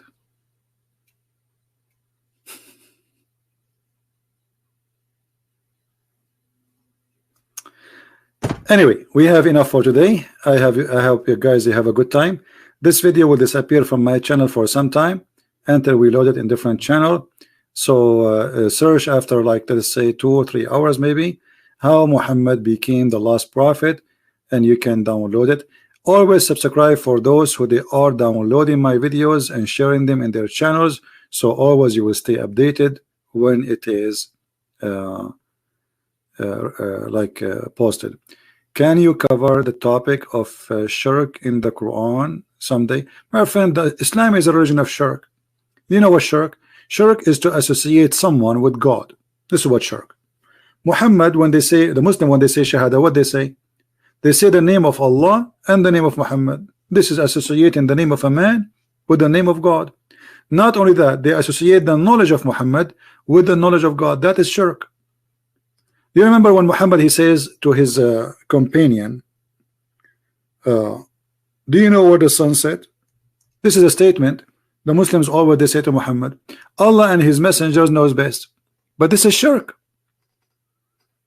This is associating the knowledge of God with the knowledge of a man, and they are claiming that both of them they are equal because Allah and his prophet, not Allah knows best.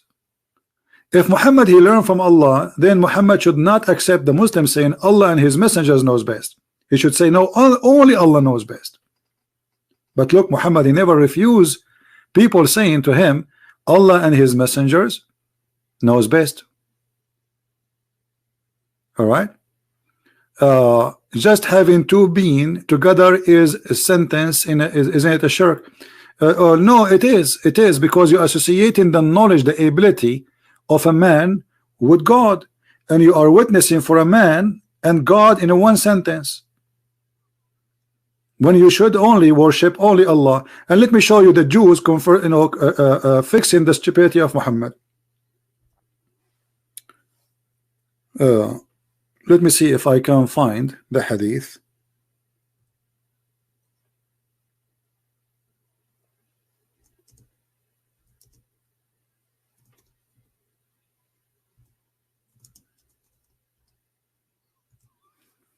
Maybe I can find it. Hold on.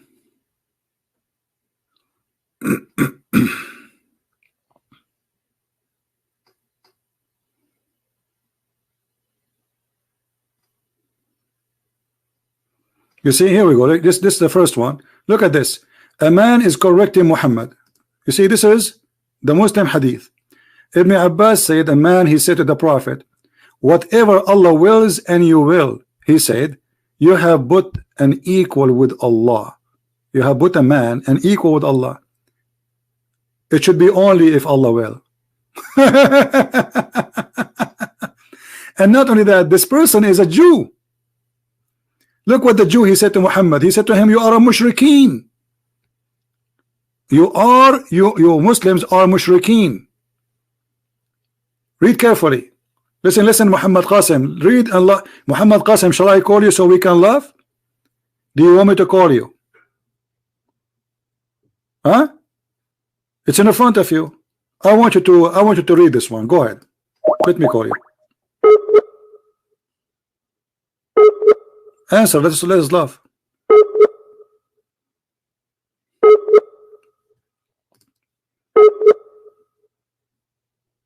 No. Okay. So do you see a Jew correcting your prophet? He's saying to him, you are a mushrik. Let me ask you, did your prophet agree with him or no? When the man, he said to him, you should not say that.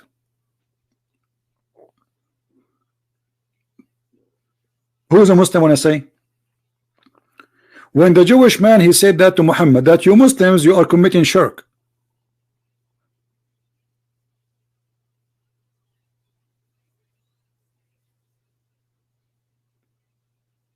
Was this Jew right or he was wrong?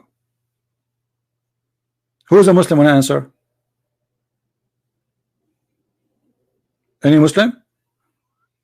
Who agree with this Jew? Is he right or he is wrong? Correcting Muhammad.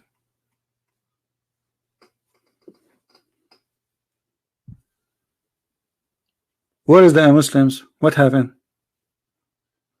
Look, now they are taking a nap. Muhammad Qasim is not here. The Jew was wrong, guys. Be my witness. Muhammad Qasim, he said the Jews was wrong. Be my witness. Just to show you how hypocrite they are. Will your prophet, he agree with him? Your prophet, he says from now on, don't say that. He just said the Jew is wrong. He just said the Jew was wrong, but Muhammad, he agreed with him, and he told him from now on, do what the Jews said.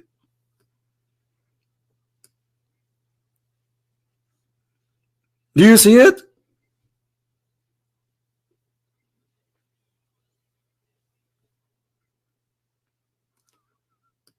Muhammad, he said to them from now on, don't say that, which means do as the Jew he said. Let us go. Hold on.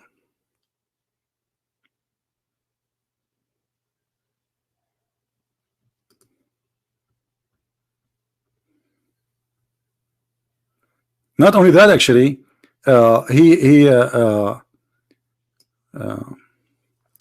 me see if I can find the other hadith where it's more clear.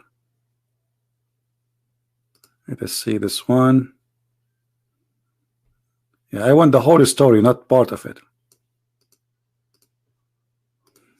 Just wait.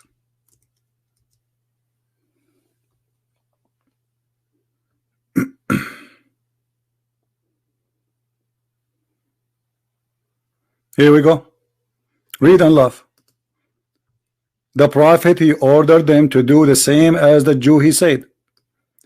And Mr. Muhammad Qasim, he said the Jew was wrong. Do you see it, guys? Read carefully. It was narrated from Abdullah ibn Yasir from Qatada that a woman from Juhayna, that a Jew came to the prophet and said, who came? A Jew.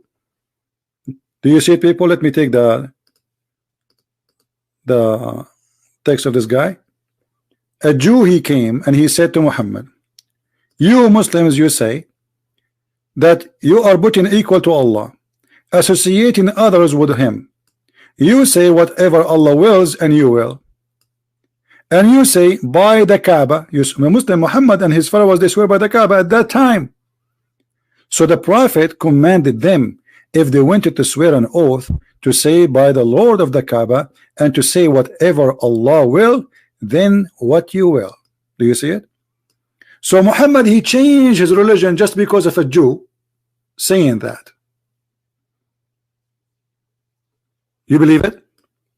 Muhammad, he changed the way he act, the way he do things, the way he believe, by the correction of a Jew walking by. And Muhammad Qasim, he witnessed saying that the Jew was wrong All of you saw what Muhammad Qasim he said. That means Muhammad is wrong too. Because if Muhammad agree with the wrong and he do what he said, obviously Muhammad is wrong.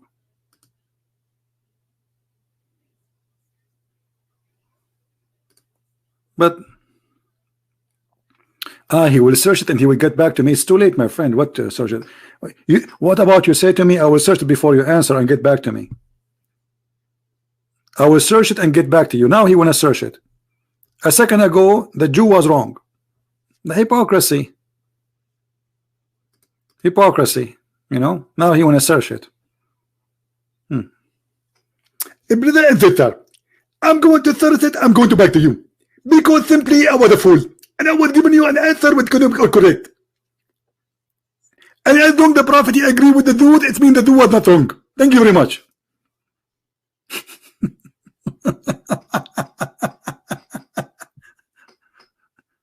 Oh boy.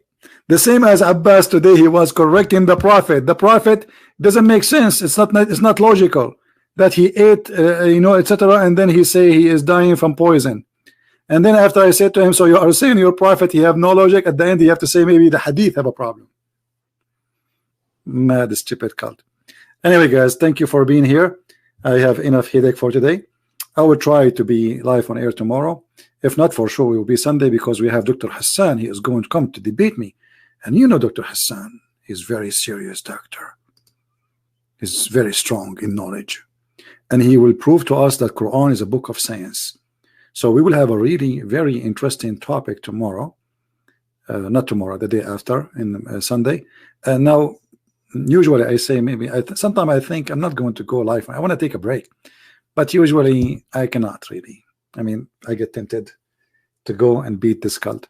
So let us see if I can resist until Sunday or not. Don't forget to subscribe and turn your option notification on. Watch my post in Patreon because I post when I'm going to go live, or you can subscribe to Instagram if you have an account there. You can subscribe to my account because most of the time I post and I say I'm going live on air. Join us if you care. So I want to say thank you guys for being here. May the Lord bless you, and until we see you soon again. Christ is Lord. Islam is stupid, literally, not only false, made by the man for the foolish man. Thank you.